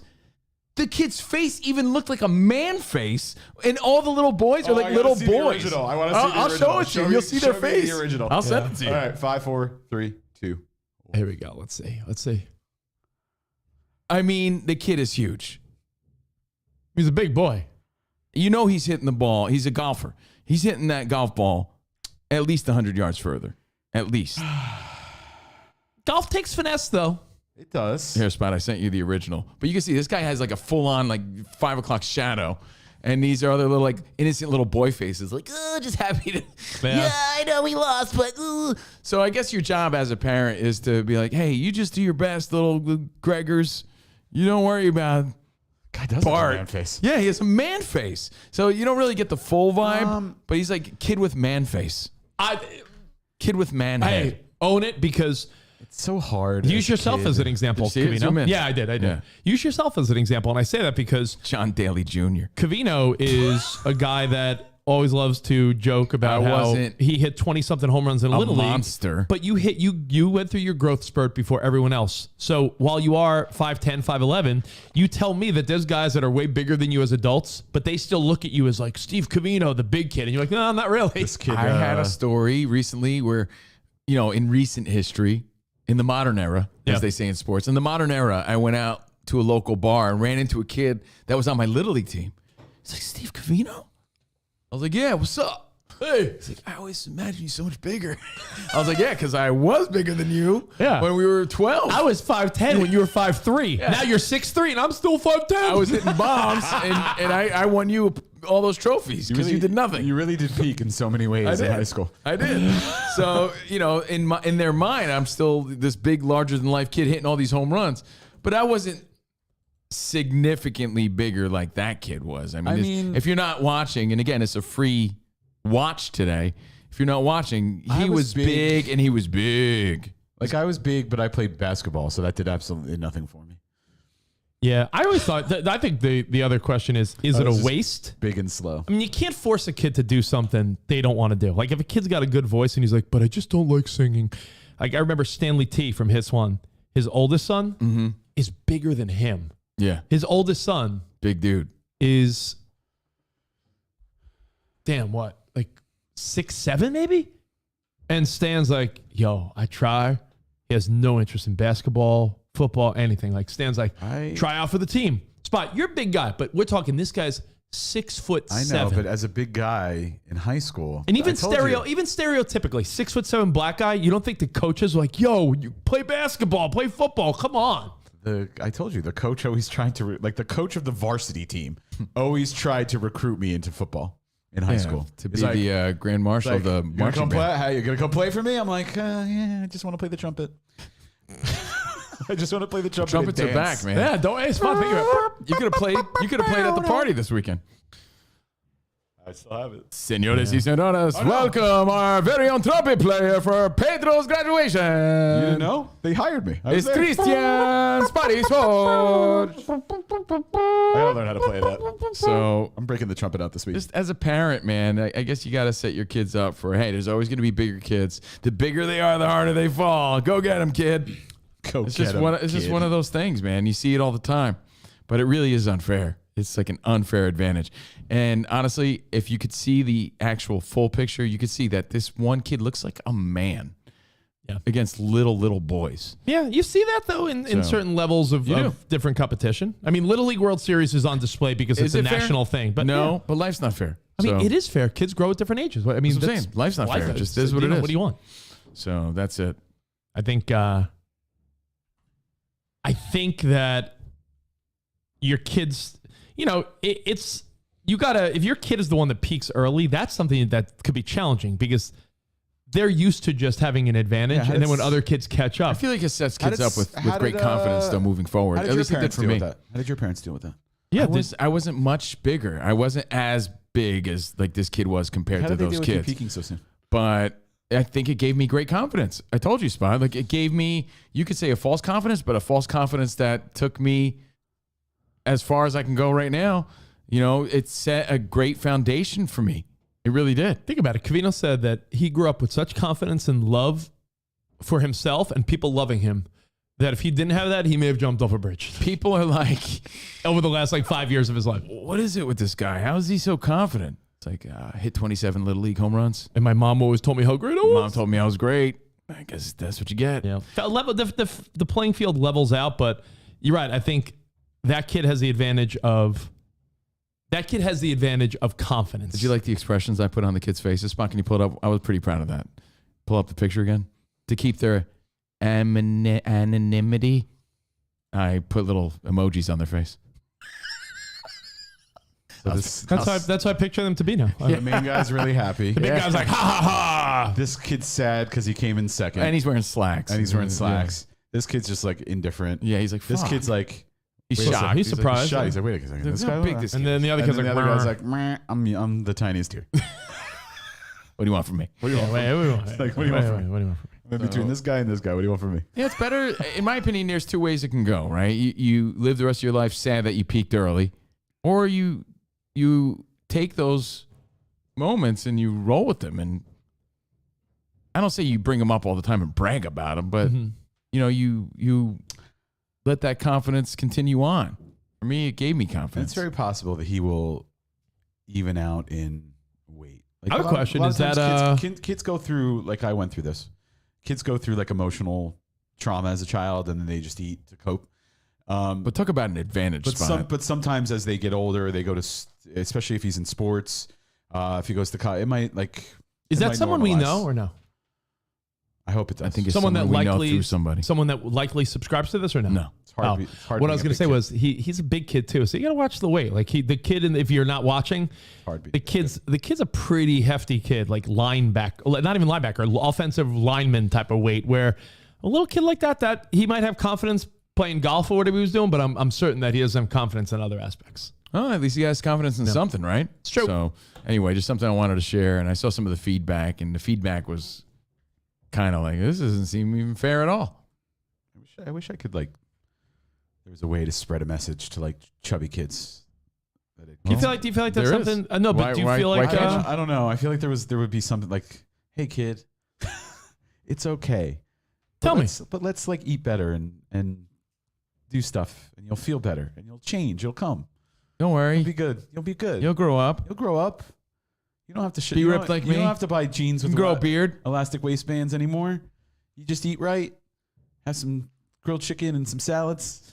You know what it's like, You Spot? won't always wear husky fit jeans. Bitches are gonna be all over you. You know what it's like, Spot? It's like You're gonna grow muscles. you realize it early on. I haven't dealt with it much yet as a dad, but Wait, isn't that what Adam Sandler did in The Wedding Singer? Because no one wanted to dance with the chubby kid. He made. Didn't you give him a pep talk? Julia Gulia. Remember? yeah, the kid, yeah, the kid that threw up. Yes. Threw up a No. boob. No. At the wedding, He was grabbing cheeks. That kid. there was a kid Yeah. that no one wanted to dance with, so Adam Sandler made Julia Gulia, Yes. Drew Barrymore dance with him, and he gave, hey, the coolest kid in town. He made, hyped him up and made And him feel cool. then he sexually assaulted her. No, I'm joking. He was grabbing cheeks. Then he grabbed some ass. Uh, Spot, why don't you do that? then? I think. There he is. There. Yeah, this kid. Yeah. Remember? Looks like Ham from Sandlot. He was the kid that ate the chocolate cake in Matilda. But I know he hypes up that kid. Oh, look at that little creepy kid. That's why nobody liked him. It really is an adorable movie. She's really cute in this. It might be Sandler's best movie. It's a great one. Robbie I Hart. hate to use the word cute, but like Drew Barrymore is super cute. You don't hate it. Neither of you hate it. In fact, you both love saying cute. But We've in established this already. Right. It's a great movie. It is a great movie. It might be his best. Honestly, when you think of Sandler movies, Oh, I love it. I love it. you could say, of course, we have a special place in our heart for like the Happy Gilmores and Billy Madisons. But if you ask me what's Sandler's like best movie. It might be Wedding Singer. Wait, so Spot, so why don't you do that though? Like there's a How do part I of do me, it? right? How do I how do I go go to kids and say, slim out, kid? Like it starts like it probably involves a little bit of like home assessment, maybe some therapy. Hey Spot, I have a question I've never asked you. The nutrition, because like what was your kryptonite? What was your kryptonite as a kid though? Like food wise, like scooter pies. Like what was your like? Scooter I wish pies. I could take that back because I bet you it would have made a difference. I just think that Ding dongs. I just think that at home we were eating like pasta and meatballs. Yeah, a lot of Italian, but no you know. like treat that you wish you could take back. I wish there was a way that I could figure out like ring dings. I just wish there was an algorithm. Butterscotch crumpets. Really? I told you, Like I your loved mom those always as a had kid. them around? I would always have those. I wish there was like an app that told you, well, if you eliminated just this, it would make this significant amount of difference. Yeah. You know? That would be helpful. What's going on? Oh my God, we're all dying. I'm good. So Host the show. there it is. Big kids. Yeah. How to handle it as a parent on both sides of the story. You know. Thanks for all your feedback. We appreciate It's tough to tell kids though, Spot. I was going to say that like I deal with it. I know my mother. Like I doctors used to say it. I remember. But no, It's you're like- not going to listen. It's like you hard. could tell a little kid. Like I always think about this. Like you could sad. tell a little kid that's going through like heartbreak. Hey, listen. I remember when I was 16, 17, and my high school sweetheart dumped me. I thought life was over, but I promise you, kid, look at me. I'm a happy adult. You're going to be fine. But that means nothing when you're in that moment. You could tell like an insecure, fat high school kid. It means, well, I was going to say, all these things are so much tougher nowadays. First of all, kids aren't out playing like they used to. So they're going to be fatter and gooier and chubbier than ever, right? And their confidence levels are so down. What are they doing to gain confidence, a lot of these kids? What they got to the next level on Roblox, right? It's tough. And then what you just said, Rich, wait, fuck, what were you saying? I was saying easier said than done to give a kid a lesson that you learned and expect them to really take in what you're saying. Like, hey, if there's a kid picking on you, like, you know what, that kid picking on you? Oh. It's like, it's really no big deal. In fact, they're probably insecure. Like, Yeah, you that can kid tell who's them going lessons. through that, who's going through a heartbreak of sorts, like these kids have terrible coping skills when it comes to life. So again, even harder for kids today to get through. So they hear your story and they're like, yeah, whatever. Because they don't have any I'm painting in broad strokes now. But a lot of kids don't know how to handle that shit. Agreed, but I And just the think proof that is in the figgy pudding. I don't think it has anything to do with this generation. I think every generation will never truly accept or take the advice of someone older. Like your parents could have told you after your first heartbreak, hey, come over here. Hey, son, come here. I remember when I was, dating a girl in high school and I got dumped and man, I was miserable. And like someone could tell you their story and relate 100%. But guess what? You need to go through it yourself. It just will never, you can't Spot. You could go up to 100 fat kids and be like, hey, listen, I was a fat kid. Look at me now. I'm doing fat's a dirty word. I'm doing muscle selfies and, yours. for the last year, 2 years of my life, I've been a fitness guy. And man, I wish I would have started 30 years ago. Look at me, guys. I was insecure and I wish I could have got more ass. And you could go through a whole thing and these kids could be like, stop, leave me alone, old guy. Like, they're not going to listen. I need to do my own TED talk about like being a fat kid. But we talked to a guy on now this is all serious, but we talked to a guy at a charity event we did where this guy talks to kids every day at high schools about mental health. Like one of the nicest guys we ever met. He goes from school to school to tell kids about like, hey, life ain't that bad. Don't ever take your own life. And we talked to him when we did that Twitch stream on for the poker tournament. For the poker tournament, and that guy, I guarantee no matter how many people he does touch, there's people that just don't listen because yeah, okay, old guy, whatever you say. It's a weird phrasing. Yeah, no, I know. It's that's why you almost need like one-on-one kind of interaction and coaching. Yeah. It's hard. Yeah. Sorry, I didn't mean to take it down that route. Spotty's boot camp. It makes me sad. Spotty's boot camp. Makes me sad. Make a difference. I want people to like live up to their best potential. And I know they're going through a lot. That doesn't just happen. No, dad life. That doesn't just happen. Parent life. For me, I know it didn't just happen. Like it wasn't just me. Like, yeah, granted, we all, it's metabolism, it's genetics. we all were eating sugary foods and drinking sugary drinks as kids. I think that might be. But we all had the same diet, all of us. Yeah, that might be the culprit though. I don't know why. When we were kids, Snapple iced teas and soda. Like I don't drink any soft drinks now. I drink coffee, water, and a cocktail if we're at a bar or something. But honestly, I feel like my only liquids I drink are coffee and water. But when we were kids, Snapple iced teas, Orangeades, Nest teas, Arizona iced teas, soda, Dr. Pepper, root beer. I Like saw a bunch of chubby little Mexicans drinking Jarritos. Jarritos. Look at he's drinking Island Cooler. Jarritos. Jarritos. I think soda's the number one. That kid answer. wants a Fanta. You know, in fact, I have Saw him this weekend at the party. I have something that goes along with this conversation. If you're okay with me moving along. Of course. Again, welcome to our free please do. Patreon, Covino and Rich. Please do before I get emotional. Spock, can you get emotional for a second while I change my shirt? Oh, you hot? Because I realize that we have an hour left, and I'm fucking hot. Why would you wear? I'm wearing shorts. Mr. Rogers. I'm wearing shorts and a Changing t-shirt, outfits. and I'm hot. Well, I don't know how it's supposed to I'll be tell you 90 why. degrees today. Well, let me tell you, if people don't understand Los Angeles more than any place I've ever lived or visited in my life, It's the desert. but I live in The desert. the deep part of the valley where it goes from chilly to hot, but drastically. Like this morning, I woke up and I was wearing a t-shirt and shorts after, what I wore to bed last night. A t-shirt, I wore my boxer briefs, I put on a t-shirt when I woke up. Like, man, I'm freezing. And now I'm sweating. But it's the only city you could ever live in, that I've lived in at least, where in the morning, Spot, here's one. I put on my AC to go to Fox yesterday on the way home. I put on the heat a little bit. You put on the heat? You guys are weird. It goes That's fucking weird, dude. I walk around in the not heat, but like there's walk around times in where in the my morning underwear. Summer's unofficially begun. it's hot and cold in the valley. I'll be right back. That's when you tell your kid to put on extra jammies. Absolutely.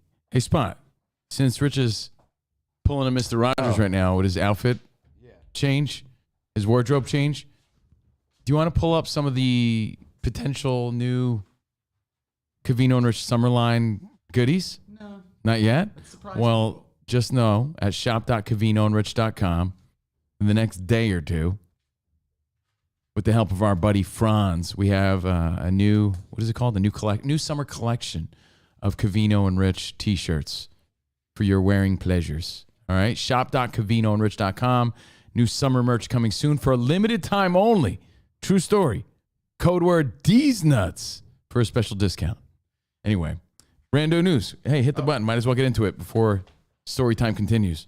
Rando news of the day is Covino and Rich. I hope you're enjoying our free Patreon today as we head into June. So subscribe for June. We appreciate it. All new tiers to subscribe to. News. The first two are just sports shout-outs. They're Oh, not- well, sports? No, is it sports? It's always sports. First one's always sports. Because it's No, a first one's always sports. Tuesday that because feels like a it's Monday. sports. And I'm just giving updates for people who have no clue. Celtics beat the Heat. Jimmy Butler came up short.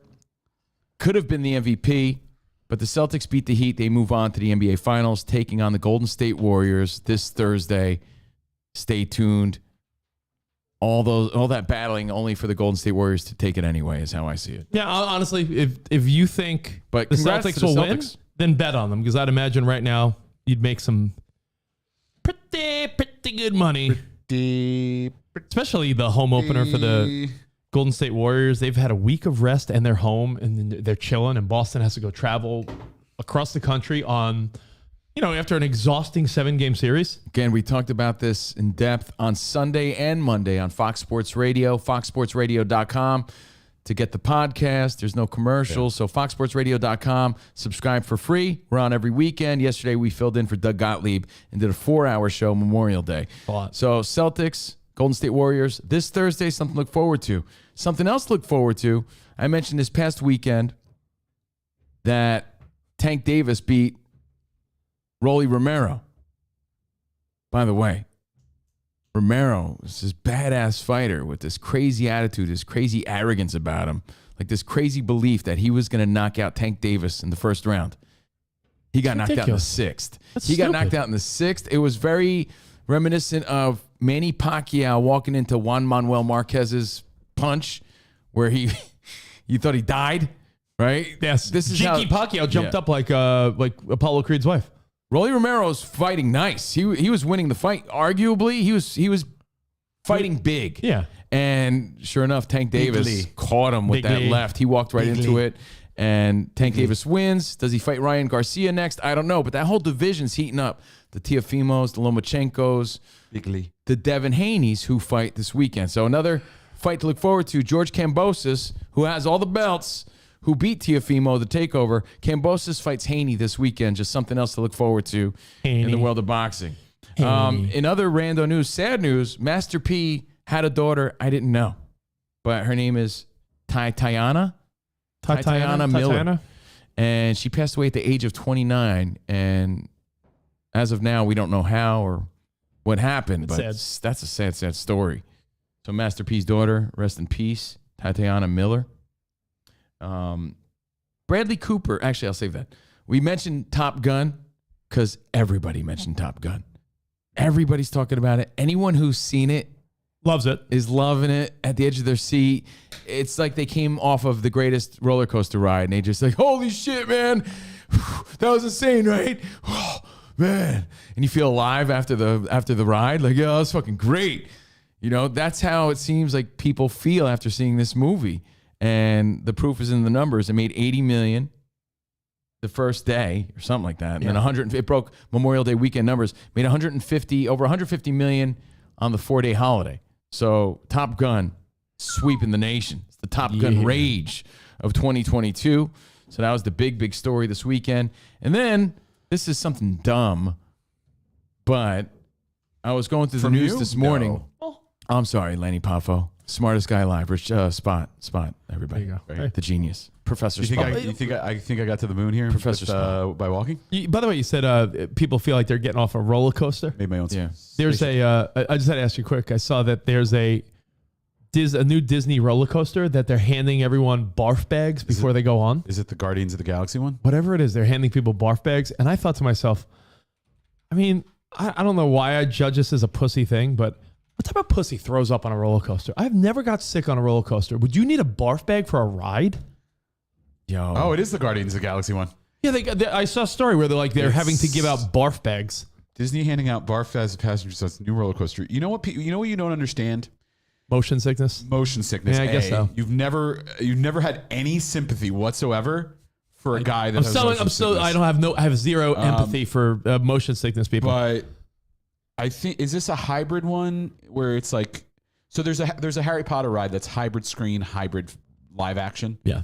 I don't know if this is like that, but the simulation rides are the worst for someone with motion sickness. Well, Covino said he was losing his shit in that one at Epcot, right? Then he said there was an Epcot ride where you got all. It's like Journey to Space or something where you can Yeah, choose the but that level was- in which you want. That has It's that G-force fucking So intense ride. motion sickness is caused, to my basic understanding, by a dissonance between what you see and what like your ears are picking up on. And in simulation rides, because you're looking at a screen, you feel like you're moving, your body's moving, but you're not really moving like you think you're moving. Your body gets so thrown off. To me, roller coasters are a if you thrill. close They feel it- exhilarating and fun. And when people get sick, I'm like, sick from If what? you It was close- just fun. Like if you close your I don't know. eyes, Everyone's different, I guess. sometimes it's better, but it's you don't have no. All right, so you're clue. the guy that needs the barf bag on the new Guardians of the Galaxy. I like high dose. Would you go on? Dramamine when I go? Like I'm drowsy at amusement parks. Well, hold because on. Do you guys like roller coasters?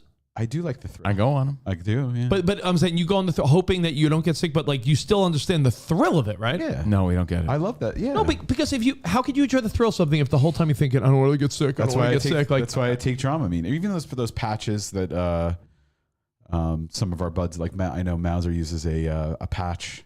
Mauser and Angela. I've never tried Is he a that. pirate?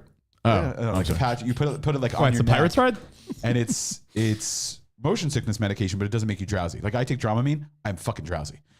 The whole time I'm like, The only thing to me is like the pirate ship would always make my balls feel weird. By the way, Like my stomach and balls, like oh, well, remember, that's like that's a I mean, your balls That's do a free- feel weird. So I've heard. that's a free fall feeling. That feeling I hate get. that. I don't get I sick, love but that. I hate the pirate ride. I'll do a roller That's what coaster I- before that any day. Honestly, that's what I want. on the high end of that I hate feeling. that. on the high, when you go high on the pirate ride, I feel like my balls and my lower stomach and balls. I'm like, Let me ask you this though. Yeah, while we were on the air yesterday, Memorial Day, my sister said, "Well, you know, if you're working all day, we'll take Melody to the LA County Fair. It's a big deal, right? It's a big fair."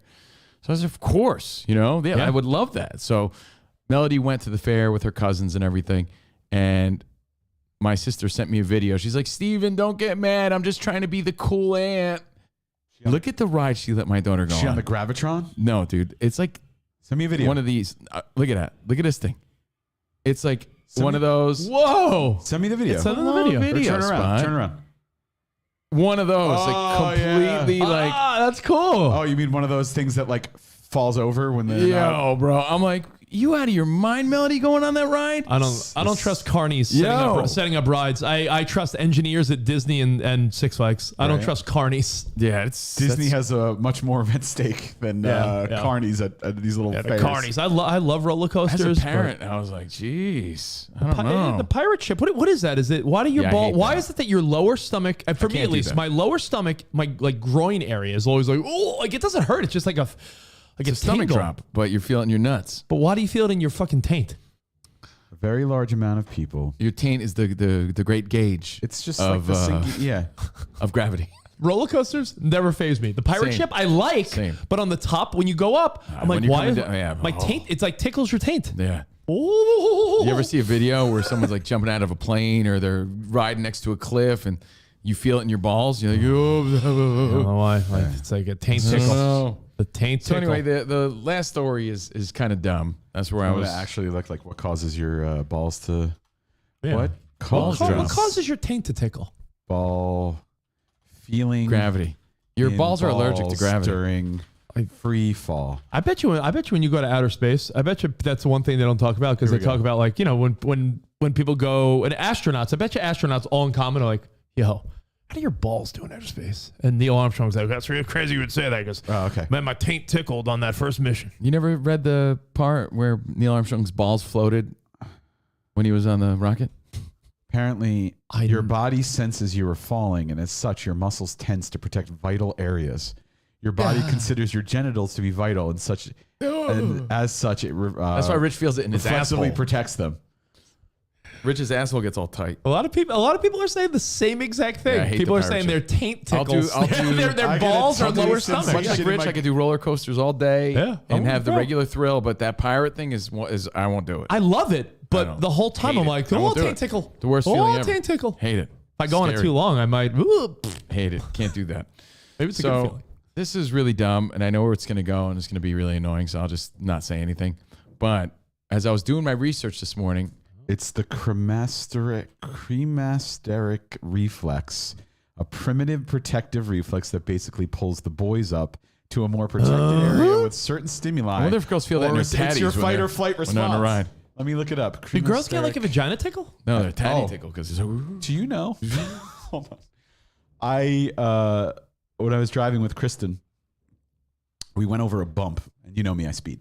So we went over a bump and like landed. I a love how little you're bit. proud of that. Like I drive recklessly. And when we landed, she's like, I felt that my apparently like that sinking feeling can like stimulate the genitals of a woman.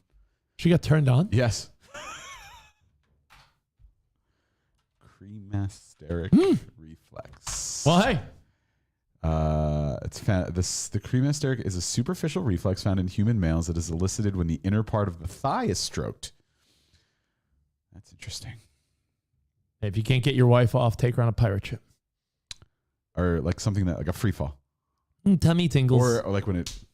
What's your last controversial story? Sorry. I got a good It's not story a I was going to get controversial to. story at all. I was looking something up, and the headline was Bradley Cooper is unrecognizable in his new movie called Maestro on Netflix, and he portrays.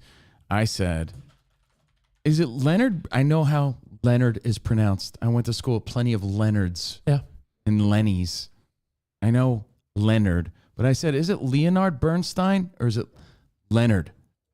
And these guys thought it was the fucking funniest. Well, I thing thought it was the ever. funniest thing because everyone has the one reference to Leonard And Bernstein. That's why I'm confused. In the REM song, it's the end of the world as we know it. Everyone stops and goes, Leonard Bernstein. I always thought it was Leonard Bernstein. Like I hear different syllables in that So song. It's like it's a new version of your Billingsley. Therefore, So I I'm was gonna play confused as to how to pronounce it, and I still hear Leonard Bernstein. We went over this before the show. Rich and I are baffled. That's what I've always heard my entire life, and that's why I so- was wait, even hang on. confused for a millisecond. Even before I do that, But anyway, Bradley Cooper's playing Leonard Bernstein, No. as I hear it, in a new movie where he's unrecognizable as the maestro. You know what? even before I do that, I want to play the intro to Leave It to Beaver. Okay. Because just to prove a point. This was the genesis of this thought. Yeah. Where there's a character. Well, it started with A Christmas Story. The main actor is Peter Billingsley. And then we were like, oh, like Barbara Billingsley. And then he's like, oh, in this intro, I hear something different. Yeah. So the point of this little moment is not just Steve Covino. I'm sure there's people that hear things the way they want to hear them, or their brain just takes them in differently. Where Beaumont. everyone hears. Is it Peter in this one? Huge bulge mom. Barbara. Barbara Billingsley. Billingsley. Covino hears Billingsley. Always have. Leave It to Beaver. Starring Barbara Billingsley. Hugh Beaumont. Hugh Beaumont. Hugh Beaumont gets so much ass. Leave It to Beaver. So Starring Barbara Billingsley. And you hear Barbara Billingsley. You hear Barbara Billingsley. Okay. You feel like the emphasis is on Lingsley. Mm-hmm. And I always heard Leonard Bernstein. So now. So wait, play it one more time because you hear the emphasis on Billingsley. So you feel like they emphasize the Lingsley, like Billingsley. Leave It to Beaver. Starring Barbara Billingsley. It's clearly Billingsley. I don't hear Billingsley. I hear Billingsley. No, it's Billingsley. What do you want from me? Just wild. It just shows how you hear something different than everyone else. I don't think I'm the only person that hears Leonard Bernstein. I thought this was an isolated incident until today. Until today, when Spot and I were like, yeah, it's Leonard Bernstein. And the only reason I know that is because of REM, when everyone at the bar shouts out. No one knows the words because there's so many. But the music stops and it's Leonard Bernstein. I never hear it. I don't ever hear it as Leonard Bernstein. You never heard a whole bar? You never heard a Leonard. whole bar of I hear people? Leonard Bernstein is what I hear. So here we go. This is this part of the song. Let's all sing along. The other night I took a nice continental trip to Biden Mountain, said in a line, Leonard Bernstein. Leonard Bernstein. One more time. Say hear it the other way. The other night I took a nice continental trip to Biden Mountain, said in a line, Leonard Bernstein. No, I hear two syllables. Leonard Bernstein. And everyone at a bar. Try to hear it the other way. I'm trying to. What And do you what- hear? What are you and saying? what do you hear? Leonard? Caleb, here's what I hear. If you hear one, listen to it the other way. The other night I took a nice continental trip to Biden Mountain, said in a line, Leonard Bernstein. I always heard it Leonard Bernstein, like Leonard. Is this like Brainstorm Green Needle? So basically, what I said was, "Yo, is it pronounced Leonard or Leonard?" Yeah, we can move on, And but play one more time these because guys I'm thought really it was the funniest thing. because it goes along with Billingsley. Just play it one more time, Spot. Try to hear what he hears. The other night I took a nice continental trip to Biden Mountain, said in a line, Leonard Bernstein. It's so quick. How could they even have a third syllable? I always heard Leonard Bernstein. I mean, it's My whole life, that's what I've heard. So that's why I even posed the question. I know how to say Leonard. I know how Leonard's spelled. Oh, I have one last question. But when Leonard people Bernstein, at the bar yeah, all I sing never along, did corny sing-alongs like that, bro. You never went to But I college? know what you're talking about. Yeah, but I was never the guy who was like Leonard Bernstein. You think we Never. were all the guys And who if I were- did, I probably said Leonard Bernstein because that's what I always heard. I didn't say it's my And favorite I'm song. not the only one. But No, I can't hear one guy. You said one, so one guy's got your side, and you're like, see. I mean, not everyone's fucking jumping So- on Team Rich. So The other night I took a nice continental trip to Biden Mountain, said in a line, Leonard Bernstein. Leonard Bernstein. I'm hearing, I'm not hearing like Leonard. I'm not hearing Leonard Bernstein. Leonard Bernstein. But I'm saying at the bar, when all us corny Leonard people sing Bernstein. along, which you I'm probably, hearing like a which you Leonard, probably, like a Leonard, like a. which you probably Not heard. Leonard, not Leonard. You probably heard this at the bar a million times in college in your 20s. Dude, I wasn't an Ooga Chaka like you, bro. I don't know what Ooga that Chaka. means. What did you go to bars and play you know rock? you know what it fucking means, bro. You know, he's I an wasn't Ooga an Chaka. Ooga Chaka sing along. I can't fight this feeling. Don't stop believing kind of guy like you. I wasn't a sweet Caroliner. Where did you go? Because we didn't met at do the those same things. bars. But I didn't do that stuff. I wasn't an Ooga Chaka Rich is kind an of guy. Ooga Chaka. I'm not an Ooga Chaka. Rich. Ooga Chaka, Ooga Chaka. I didn't do those things. Ooga Chaka. But anyway, I just don't get the it. Play- story was Bradley Cooper is unrecognizable as Leonard Bernstein. Leonard Bernstein. That's So what you're I hearing 5 syllables. Oh my God, bro! No, 5 syllables. Yes! 5 syllables. We already had this conversation this morning. Yes, I can't. That's what I have always heard. And when I play the game of, well, let me try to hear Leonard Bernstein, I hear Leonard Bernstein. But when I say, well, let me try to hear Leonard Bernstein, I hear that too. But I've always heard it one way. You know what I mean? I'm trying to hear 5 syllables one last time, and then we'll move on. I have a good story for I you. mean, I really just wanted you to pull up the picture of Bradley Cooper. I just want to hear it. Hang on. Let me hear it one time. I want to try to hear 5 syllables. Leonard.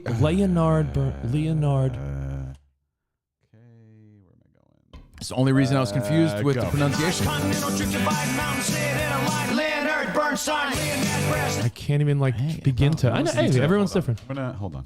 I'm not saying I'm right. I asked. That's why I asked. Are you gonna extrapolate the sound? Yeah, I gotta do this. How about you just pull up the picture of Bradley Cooper?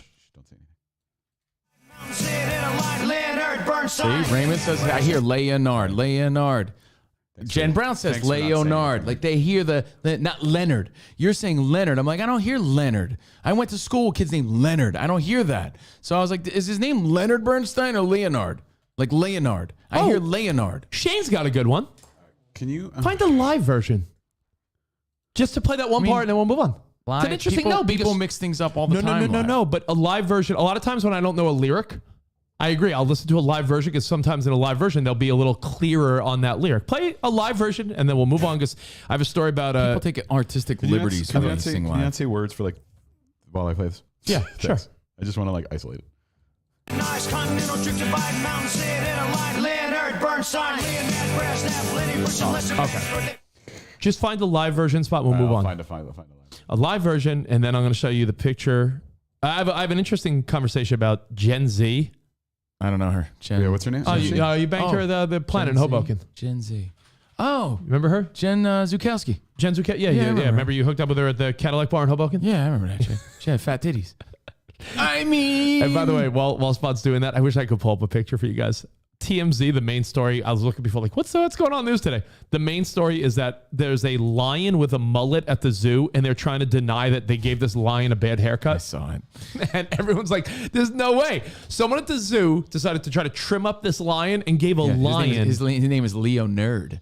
Leonard. Yeah, the lion with see, it ties together. Leonard Bernstein is the lion's name. It has bangs and it looks like a nerd. It looks like Mark Davis. It is the Mark Davis of lions. It is the Mark Davis of lions. Poor The lion. Raiders Of owner. all, to be the most majestic animal in the jungle. You think the other lions are like, you got a fucking mullet, loser. Fucking Leonard. Leonard. It really is that bad. It's that Rich isn't exaggerating. There's a lion with a mullet and it's stupid. That's just the dumbest story of the day. But hey, mullets are in. hey, If you didn't believe us, now you know. But again, I guess no one cares that Bradley Cooper is unrecognizable as Leonard Bernstein in the Netflix movie Maestro. That's your rando news. Aside from, again, Stranger Things and Obi-Wan. Oh, you know who's in Obi-Wan? Kenobi? Flea. Flea plays a bounty hunter. Flea from the Red Hot Chili Peppers. Oh, perfect. That's going to be a new fun fact instead of me talking about how he's in Back to the Future, too. He plays a on character Pop named 2K. Vect Nehru. I won't remember that part. I think that's what it is. I forget, but it's pretty good, man. Obi-Wan Kenobi, first episode is a little boring, but I like Ewan McGregor, and it's still the universe, so it's kind of cool. But then the second episode kicks in, you're like, oh, man, this is good. I'm not going to give anything away. I enjoy it, though. And Flea's good in it. It's fun so far. Only two episodes in. Stranger Things is pretty dark, but pretty intense. It's good. And again, it's the Top Gun rage of 2022. No, nobody cares about Bradley Cooper, Boston Sal. They just care that I say Leonard funny. Well, what's funnier, Bradley Cooper or you saying a word funny? When the joke's at your expense, you never find it funny. You think a picture of Bradley Cooper is what people it's rather like my say. grill. I don't think it's that funny. Your grill is the don't. funniest shit ever. I don't. But hey, you'll never.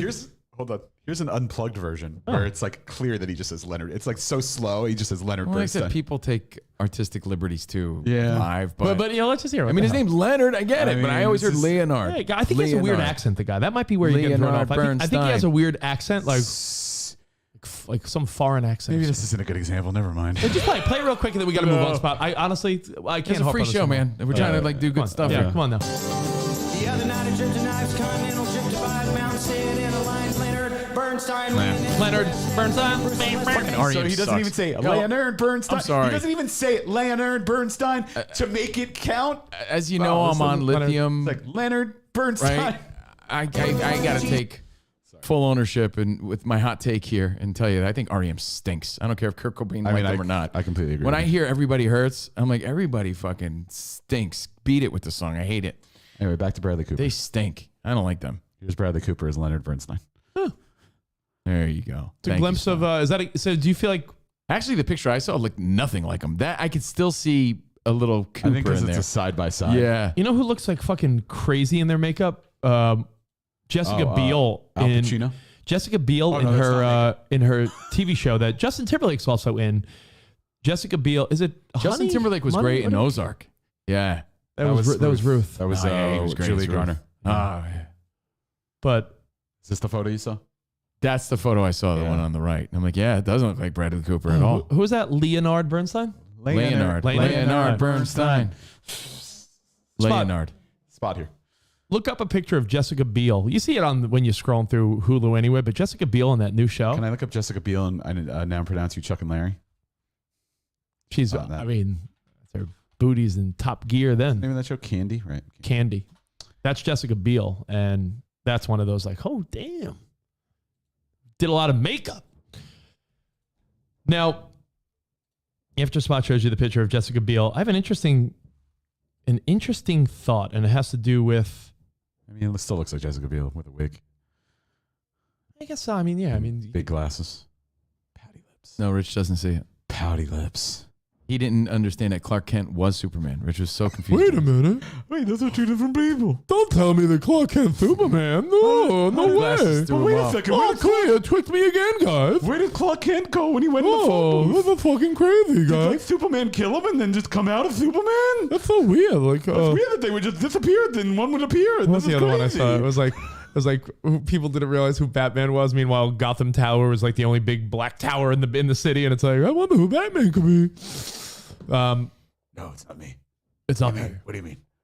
I know it looks like my mouth. But Show everyone the fucking lion with the mullet, and then I get a good story. The It's what? a fucking TMZ.com first page lion with a mullet. Oh. This is our fluff story of the day. The fluff story of the day. Did someone give this This lion is a mullet or our water skiing our water skiing water squirrel? skiing squirrel.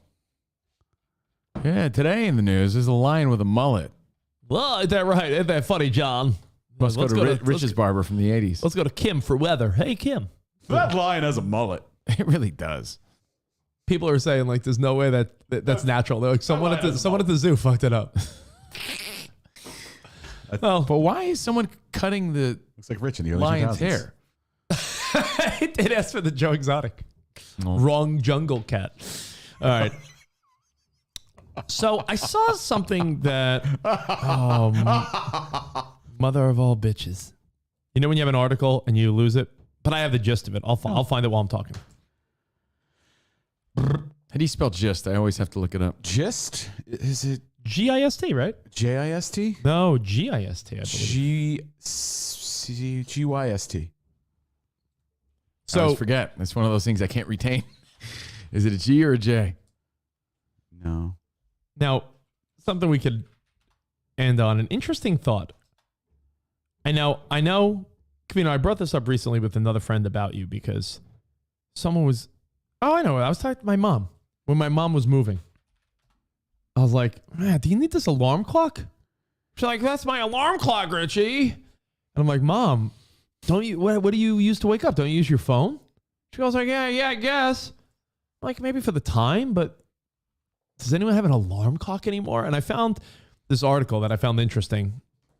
I think this is the same one, but similar thing. Say goodbye to these things because millennials and Gen Z just don't buy them.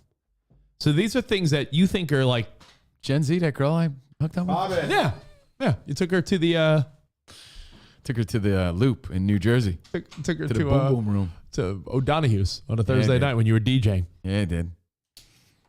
These are things that are disappearing because, frankly, millennials and Gen Z have no interest in buying them. So you think to yourself, well, what makes a product go away?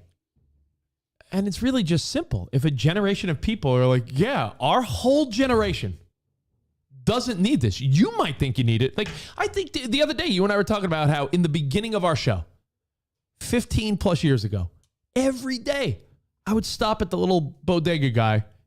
I'd get my coffee, and then I would get the New York Post. 50 cents or a quarter or whatever it was. I'd buy a newspaper every day. I mean, that's not on the list, but that's a jump off, like Obsolete. the newspaper. Like, Right. Your daughter will never buy a newspaper in her life. In fact, a newspaper already probably sounds like some old ass shit to her. Like, a newspaper, Dad? Really? A newspaper? What's she going to use her silly putty for? Think about the beginning of our show, Covino. We were in cahoots with a very popular men's magazine, Maxim. Guys that are 40-ish are like, yo, I had a stack of Maxims. Who on earth has magazines? It is wildly old school in your mind now. A magazine? Social sad. media I used to like destroyed looking through magazines. yeah. I know, but I'm saying, like, just the thought of a magazine. There was in Syracuse, there was a major at the communications college, newspaper and magazine. Oh, you know how many people were in the newspaper and magazine program? I hope they transitioned to like digital because frankly, when you look back at the time, we didn't think that was quite dated yet because in the late 90s, early 2000s, social media had not hit yet. So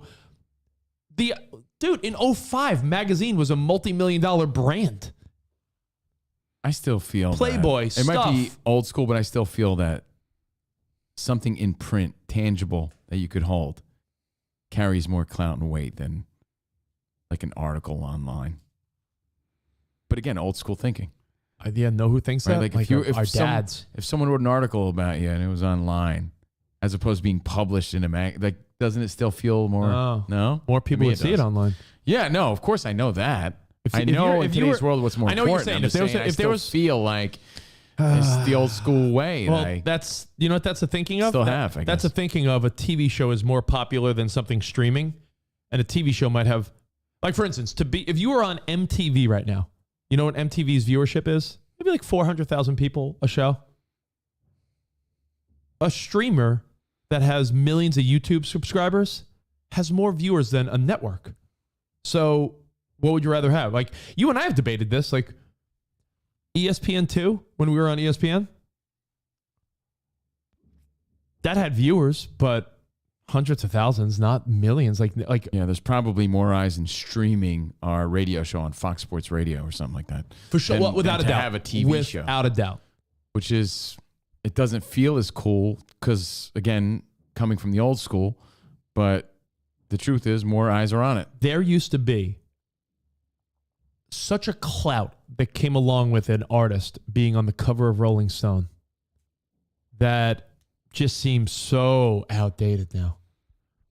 Like a Billie Eilish or something. If it was current day and Rolling Stone mattered, like it'd be like, yeah, you see Billie Eilish was on the cover of Rolling Stone, Olivia Rodrigo, or Måneskin came here from Italy. Yeah, they're on the cover of Rolling Stone. Like that meant something. Mm-hmm. So magazines and newspaper. Before I even start this article, that was the first thing that came to my mind because our whole show's origin is based on a men's magazine. Fucking wild when you think about it. Wild stuff. Wild, baby. Wow. Now, here's one. These are things that are going to disappear because if millennials and Gen Z don't buy them, they will just stop producing them. Another one that's not on the list that I just thought of, you saw Apple decided they are discontinuing the iPod. Yeah. Because, Yes. well, who has an Saw iPod when you listen to music on your phone? Yeah. So, like, why would someone be like, I have my phone and my iPod? Like, I mean, I still think there's a there's a space for an iPod, but why make them if it's like such a small niche? Yeah, I mean, if you really need an iPod, I'm sure there's used ones online and you can find them on Amazon or something, but they're just discontinuing the production of iPods, which makes sense. Who wants an iPod when whether you have an Android or an iPhone, you're putting your music on your phone? Things that are outdated and we have to say goodbye to because anyone younger than us is like, nah, not buying in on it. A traditional doorbell.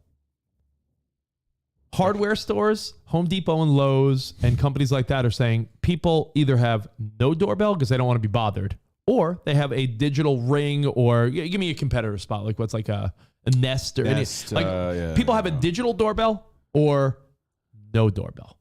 No one has the ding dong, like a little. So the doorbell, like chime industry is your house wired for a doorbell? What's up? Does your house have doorbell wiring? No, because I got the Ring stuff. I just have to install. I'm actually doing it this week, believe it or not. But like all your Ring and Nest cameras and doorbells. Ring can be powered by the wiring for a doorbell. Yeah. I think you're gonna have to charge your. You're gonna have to charge annoying. No, you can get like but it lasts a long time. They have solar power now, so they do. Yeah, I have solar bracket. One of the spotlights I bought has a solar panel for the side of the house, like a little floodlight for the side. Floodlight that's solar that also has a battery that lasts like years. Yeah, and I had the solar in my garage. Remember when I still have it in my garage, but I have to charge it now because someone snipped and stole the solar panel. The solar panel will keep it constantly charged. You don't have to do anything. It's constant power. You know my lights in the backyard? The ones that are on the patio by the pool and everything, they are solar based and battery operated, and it's 10 years. Like I was like, whoa. So the battery mixed with the solar, 10 years? They're like, yeah, there's no electricity being used. I'm like, but 10 years? They're like, yeah. We've just they put the light fixture up to make it look like a light, but he's like, I could just take this off the wall and you can hold it if you want, but I just put it, we have it on the wall just because it's traditionally like you want to hit the light on the wall. But the lights have no connection. Like I could take that off the wall. So doorbells, see you later. Alarm clocks, stop in production. Wow. Who wants an alarm clock? Because what would you wake up to? FM radio? AM the news? Like, You have your phone next to your bed being charged at night. Every single person uses their phone as an alarm. Or if they're a heavy sleeper, they have to get probably some fancy alarm clock, but the traditional alarm clock. I have the George Jetson one where it pops me out of bed and I slide down. Yeah. Sweet. So alarm clocks. It's a new sleep number feature. Doorbells. Here's one that I find wild, but it makes sense because I'm on board. I think both of you are on board as well. Bar soap. Bars of soap, they might end production because everyone uses body wash and loofahs or washcloths. No one uses, or like a They're not body make glove. Lever 3000 just to keep it futuristic. It's not as futuristic, no. What about the Irish people for Irish Spring? They do have it in a bottle. Irish Spring body wash. But they're not making soap anymore. Bars of soap. Really? But who do you know that uses a bar of soap now? I guess you're right. Does Kristen use a bar of soap? Usually when I'm at Kristen does. No, she uses bar shampoo. Don't you feel like when you're visiting like older people, they still have bar of soap? My dad, even in his shower when I went to visit last time, I think he might in his shower, but in the guest shower that I was using, I think there was like body wash, a loofah, and like shampoo and conditioner. Yeah. I always, like if I'm visiting Jordan's family or something, I feel like they always have a bar of soap to scrub my ass with. Like think about the little bars of soap at hotels are even being replaced by the little body wash. I feel like I was watching containers. I think it was Friends, where it was like Joey and Chandler were fighting, and like he was like annoyed that they were sharing soap. He's like, think about the last thing I washed and the first thing you washed. It's like the soap doesn't forget. That's funny. Like Zest Fully Clean. What about the Clean 99.44 of Ivory? I don't see people really using Ivory or Zest body wash. Body wash is taken over by like other brands. Bars of soap, as far as I know. Arrivederci. Wow. They're gonna soon be discontinued. Sad. Bars of soap. Bars of soap. No bar of soap. Yeah. Think about it this way too. Even in the bathroom, you used to have a soap dish and the little soap, like when you wash your hands after you use the restroom. Now you have the little foam pump of like Bath and Body Works, like, tss, tss, like ooh, it smells nice. Like, oh, it smells like fucking grapefruit. Like that. Like, think about that. Don't you have the same? I'm guessing. I don't have bars of soap. Where's a fucking bar of soap? Hey, why can't we use the same toothbrush, but we can use the same soap? Because soap is soap. It's self-cleaning. All right, well, next time you take a shower, think about the last thing I wash and the first thing you wash. Funny show. I just happened to see that episode. You know, a calculator is a great one. Kyle chimed in because a calculator. Do you remember your teacher would be like, "You're not gonna have a calculator in your pocket." It's like, yeah, you said, "Oh yeah, Miss Gonzalez." Oh, fuck you, Miss Lippy. Yeah, Sure do. Calculator. Why would it? You know, the idea of like kids having calculators on hand. Come on. No more calculators. Now let me go on this list a little bit. Cable TV is really struggling. Struggling. Streaming services. Oh, speaking of struggling, happy birthday, Joe Namath. How old do you think he is today? Struggling. I don't know. I'm But 79. it's pretty cool that 79 I subconsciously today. shouted him out. Struggling. Struggling. So cable TV. Diamonds are A girl's best friend. are on the downtrend because millennials and Gen Z are like, yeah, I'm not paying for a diamond. I don't have the money and don't feel like paying for it. So knock off. Like, was it man-made? They're not knockoffs. No, what do you call it? Like the we talked about this recently, like when they make them in the lab, right? Lab diamonds. Lab diamonds. Yeah, but they're not fake. That's why they've enlisted the help of Anna de Armas to promote natural diamonds. I've seen the ads. Like they're promoting, like actually old school diamonds, spending advertising on natural diamonds. That's what they were promoting. But they're promoting boobies. Anna de Bubis. Jewelry. I'm sorry, de Armas. And you know what? My parts of the body confused. It wasn't on this list in general, but I agree with Raymond on our feedback. Jewelry in general is overrated. Like, I feel like our parents and grandparents, like, especially like. Speak for yourself, nerd. I like jewelry. I like nice things. Just depends. I'm saying when you go to like, if you're cutting through a department store to go to because you have to cut through a department store always to go to the mall usually. When you're walking through and you see all the jewelry counters at like Bloomingdale's or Macy's or Neiman Marcus or even JCPenney. Do you see anyone like? Remember our parents and grandparents? I feel like they were always my grandmother put a bought lot of shit. value in stock into jewelry. My grandmother would buy shit on Home Shopping Network like jewelries and chains. And my mom, when I was just moving her, she was like, "Richie, that's like my box of jewelry." And I'm like, "Sarah." Unfortunately, that's what my family fought a lot about when my grandma died. It's like, who cares? And they're like, "Oh, but I wanted to pass it down." Like, you think my sisters want any of that stuff? They don't. And if they do, it's just to sell it. My because wife, they don't want it, they don't wear it, and it's outdated. My wife and even any though of her friends, it still has value. I get that. I don't know any of my wife's friends or her that talk about jewelry the way women probably did years ago. Like, they probably like, "Oh, did you see what my husband got me? This pendant or something." Do you know any women that talk about expensive jewelry? I feel like Not like the in way high they school. used to. In high school and college, it would be like, "He got me something at Tiffany's," but that's like 20-year-old shit. I'm talking. I mean, it's still quality stuff. Yeah, It's but I'm nice saying stuff, like, no, but that's like something you buy your 20-something-year-old girlfriend because it's like, it was fancy at the time. Now, I don't think for Christmas you're going to Bloomingdale's or Neiman Marcus be like, "I'm buying Jordan a pendant." Come on. No one she does that wanted shit. something, but She I agree wouldn't, with you. though. I agree with you. She wouldn't. She might. Women will be like, "I want costume jewelry that's disposable." So to have people used to buy expensive furniture, and now we don't because we want new furniture every 5 years opposed to the same fucking couch for 20 years. Right. Here's one. Lottery tickets. Not that the jackpots are still in the hundreds of millions of dollars when they add up, but our grandparents and parents were all about, yeah, $1 in a dream, $2 for a Powerball. Did you get your By the way, did you get your Lotto tickets? My Lotto tickets? Yeah, to go see Lotto. That sings the motto. That sings big. They sing big energy. Big energy. Yeah. That's what you meant.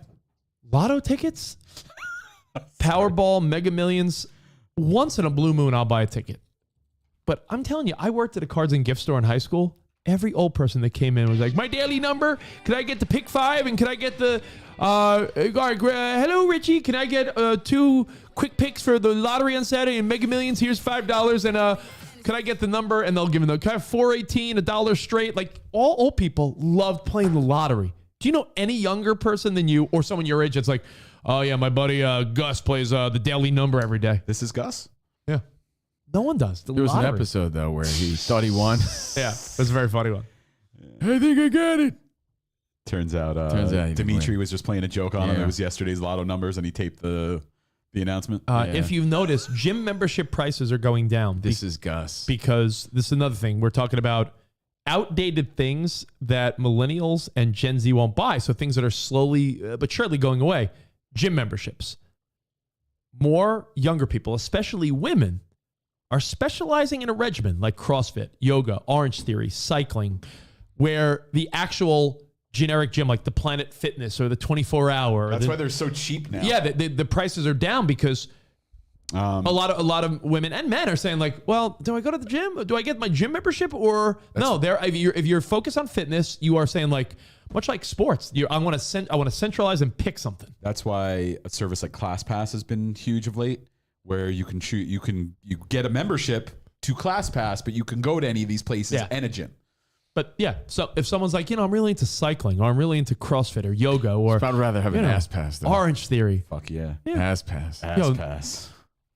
Who would you rather have? A lifetime class pass? So can I use or the one-time ass pass? I can use the ass pass anywhere? You can use the ass pass anywhere at one time. At any location? Or lifetime class pass of a class of your choice. Lifetime. So I have a option for a lifetime class pass. Or a one-time ass pass. Or a one-time ass pass? A one-time ass pass. Bro, a one-time ass pass she approves of? Eventually, it's just going to be a memory. You could make that memory up right now in your brain right now for free. Can I? Who is it? Sophia Beverly? You could imagine it right now. It's the same thing as what you're going to experience. No, it's the same memory. Yeah, it's the same memory. So your memory might be more freaky deaky and fun than the actual moment. I get ripped? Than the reality of the memory. A free class pass or a one-time ass pass? Do you get ripped? Either I get ripped or I rip a new one.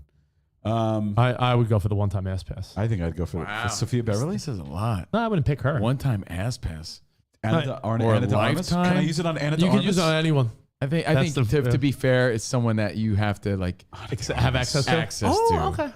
Right. But yeah, no, people are saying no more to the gym, which is why gyms are now offering more classes at their gym to try to compete. And back to the lottery one. Well, yeah, that's. Do you ever see? I've never seen in my life. It's like almost like you ever seen you always see like you ever seen a baby pigeon? I've never seen. Ever see a baby pigeon in New York City? No. Maybe. You've never seen a baby pigeon? I don't know what a baby pigeon looks like. Exactly. You've never seen a baby pigeon. What does a baby pigeon look like? Because don't they have to grow before they can walk around? You've never seen a baby pigeon. I've never seen. You know what else you've I've never seen a bird skeleton. You know, I have. You've never seen like a bird dead in the street and animals have picked at it? Nope. You ever see your significant other taking a shit? No, me either. Yo, a baby pigeon is gonna blow your mind. Baby pigeon, you ever seen one? You've never seen one. Oh, here's the question: where are all the baby pigeons?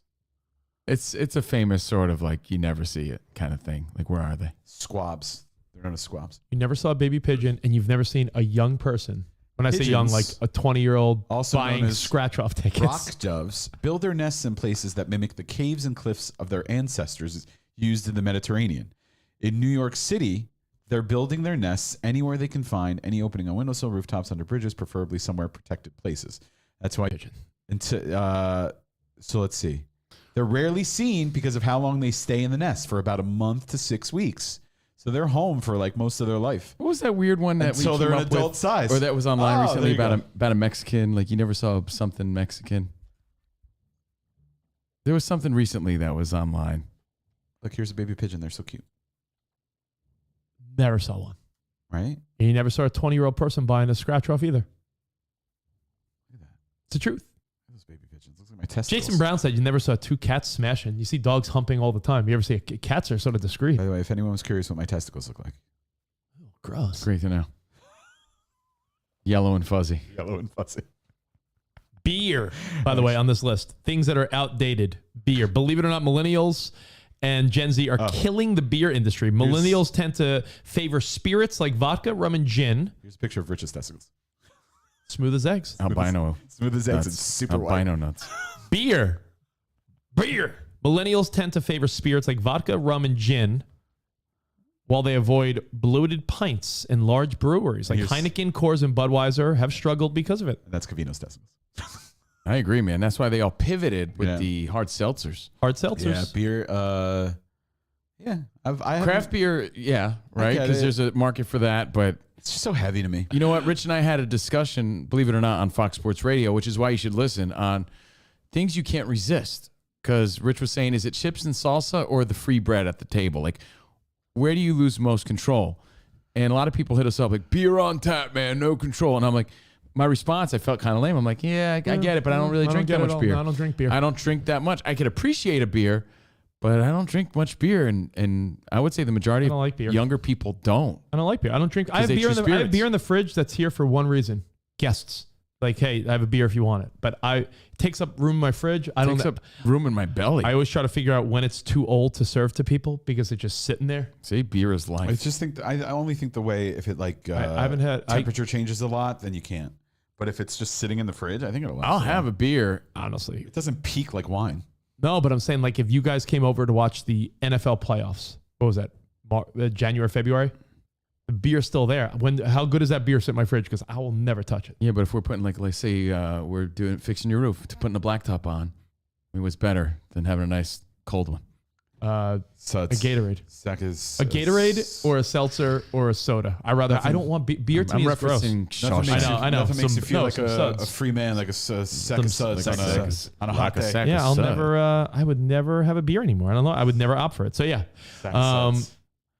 Let's see. Cars, believe it or not, even though there's a big demand for cars now, younger people are not buying cars. They're opting for ride shares and actually not getting their license more than ever, which is odd. You can't do that everywhere. Like in rural areas or less urban areas, you need a car. Fuck, you need a car around here. Cardi B was on the David Letterman show, and she was saying she doesn't know how to drive. I'm like, well, she grew up in the Bronx. I mean, I get it. Public transportation, younger people don't feel the need for it. A lot of people, like young to old in New York City, especially the more lower income areas, have never been in a car. Oh, no, not at all. Here's a good one. I thought you'd like this one. Something that younger people don't use at all, and it's going away. And I 100% agree with this one because I can't tell you the last time I bought this. Napkins. I buy napkins. People use paper towels and tissues. Napkins. Dinner parties. Yeah, but I have probably one thing of napkins that I'll put out a few napkins, but I usually buy like, let's say I'm having a restaurant industry. Let's say I'm having a football party. Sarah and I'll buy like a stack of napkins with footballs on them. Or if I'm having a holiday party, Sarah will buy a little stack of those cocktail napkins with like Santa's face on them. But I'm talking like that was me. But I'm saying your bag of napkins with a napkin holder in your kitchen. I don't have a napkin holder. We have paper towels. You have napkins like on hand? I have napkins once in a while, but I don't use them as often as I use paper towels. For sure. I never use, like, occasionally. I keep most of mine in my glove compartment. If we sit down for dinner at the you table, get it from fast food, which is once every month, we'll use napkins, but most times I'm just use a. Well, this is an obvious one because it's just going the way of like on your phone. But I don't think I have a napkin holder, Rich. So you would say something. Well, yeah, I'm with you. If I go to Chipotle or Taco Bell or McDonald's for fast food or something, I'll grab a stack of napkins and I'll use those in a way to conserve my paper towels. But when they're done, I just go right back to the paper towels. When I'm at home, I'll just eat and I'll just go wash my hands right away. Like if I'm eating something messy, like my egg mountain in the morning. What do you use? Like just a little towel in the kitchen to dry your hands? Yeah, I just wash it and then I use it. We have Rich is super wasteful though. He's like extremely wasteful. The Brawny makes the ones that are perforated and you can rip little squares out of them, so you don't have to use the whole paper towel. Rich wipes his ass with paper towels. I did not wipe my ass. I mean, he might as well. That would be terribly bad for plumbing. Plumbing and your butt. It's very abrasive. Let's see here. You need soft tissue on your butt. This goes the way if it's on your phone. So I feel bad for the people that provide these, but GPS devices. No one. Like that was something that was probably a big industry for a minute, but now it's like Waze and Google Maps and all the shit on your phone. TomTom or Garmin. Like of course, dash mounted. Like when you go to a car or a rental car place, they still offer you that dashboard like device that you put there, and I'm like, who would get this for $20 a day? There's two more that I'll point out. But the thing is, they work when you don't have a cell signal, but still, because they work off GPS. There's actually a few more on this list. That's good. Two of them go together: invitations, postcards, and paper products like that. Like people might buy one postcard as like a souvenir, but no one's sending postcards and thank you letters and invitations. A lot of people are going to more digital. There's really not a need when you think about it. It's like, yeah, I'll just post it on Facebook. Or I'll say hey to grandma. I'll text her. I don't need to. I'll send her a picture. Like I'm pretty sure you don't need to send a postcard. Wes and Bree sent to save the date, a physical save. Yeah, and I liked it, but yeah. But I think they said that you go to the website if you want to sign up. If you want to sign up for the wedding. Oh, I love cards. My dad does. But I think of when I had my invitations done, I spent hundreds and hundreds of dollars, like having all the little pieces. You have to design each little card. You have to have the main invitation, the direction part, the RSVP card, all that shit, and then it's like wrapped up and nice and printed, and you have to say, fucking waste. I love holiday cards. I got a few more of these. I mean, I keep thinking this list is over, but these are things that are going away. And slowly but surely will be eventually gone completely because millennials and Gen Z don't use them at all. Right. We talked about doorbells, bars of soap, lottery tickets, jewelry, alarm clocks, GPS. The most favorite thing I did though with calculators to make the most of the money I spent on our invitations, in the RSVP card, I said, please leave a note like for words of wisdom or whatever for the bride and groom. And a lot of people, when they sent their RSVP back, wrote notes on the inside. And I have an album of all the notes that people wrote. That's nice. But the reality is to send someone a piece of paper so they could check yes or no and circle the steak or fish and send it back to you. Like, what a waste of time, resources, and everything. You know what you would think is on this list, but I read there's a comeback for it for nostalgic reasons is film and like disposable cameras. That's niche, but like same with vinyl. You know who just broke? Harry Styles just broke Adele and Ed Sheeran's vinyl record. Young kids got this fascination with records again. So that's what I'm cool throwback. Mm-hmm. A few more quickies. Irons. You could get a cheap steamer on Amazon for like $20 or $30. So no younger person wants an iron and an ironing board. They're saying, oh, you need one though. Plus, I think young people are content with it in like slobs. No, it's a little. They're saying $25 steamer. No, steamers do not take out wrinkles like an iron does. Spot, what do you want me to tell you? It's on the list. Spot used it on his balls. He knows. Didn't work. Life insurance. His are fuzzy and yellow. No one cares about. I use the steamer on them. Look at them. No one buys life insurance because everyone's got the mentality of, when I'm out of here, fuck it, who cares? Like no one's preparing their family or friends when they're gone. No one's buying life insurance anymore. Corks in wine, because it doesn't change the taste or complexity of the wine, and it's cheaper and corks are rare now. So there's a shortage of cork. Cork. So you'll see less and less cork. Cruise ships are having a hard time getting younger people on board, pun intended. Like, hey, where do you want to go on a trip? Young people are like, cruise ships? Nah. So cruises are looking at a struggle moving forward. Not Tom Cruise. Everybody's talking about him. I know. And one last one, which I'll be honest, I'm also guilty of this one. Fabric softener. I love it.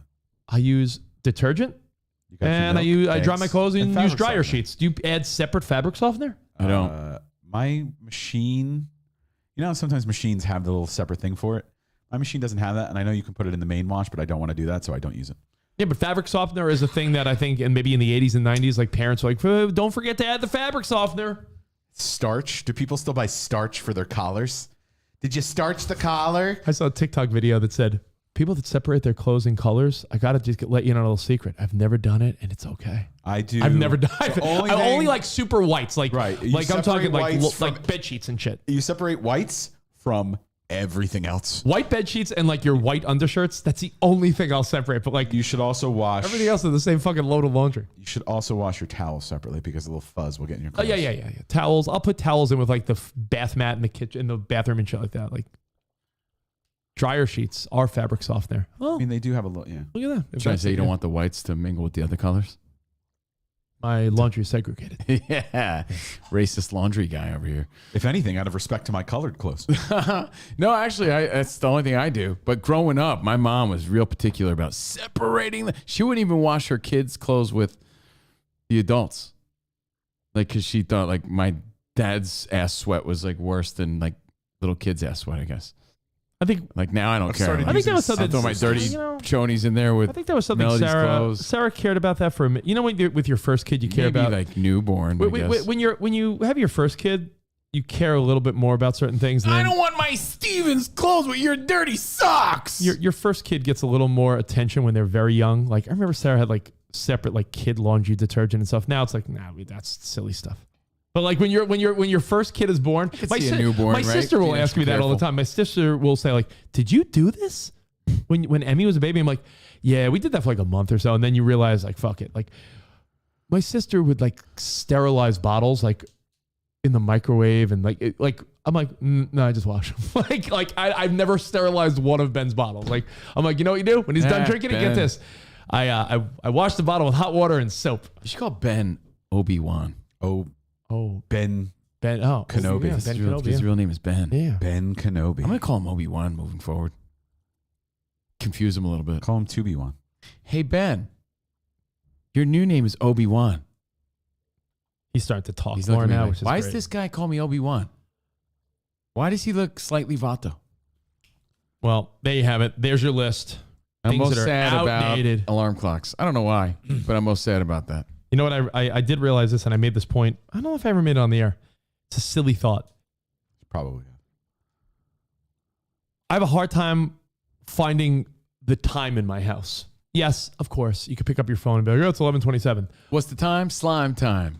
But when we were kids. Time to wrap it up. Or up until, I don't know, a couple of years ago, you don't realize how often you relied on your cable box or your DVD player or some type of like.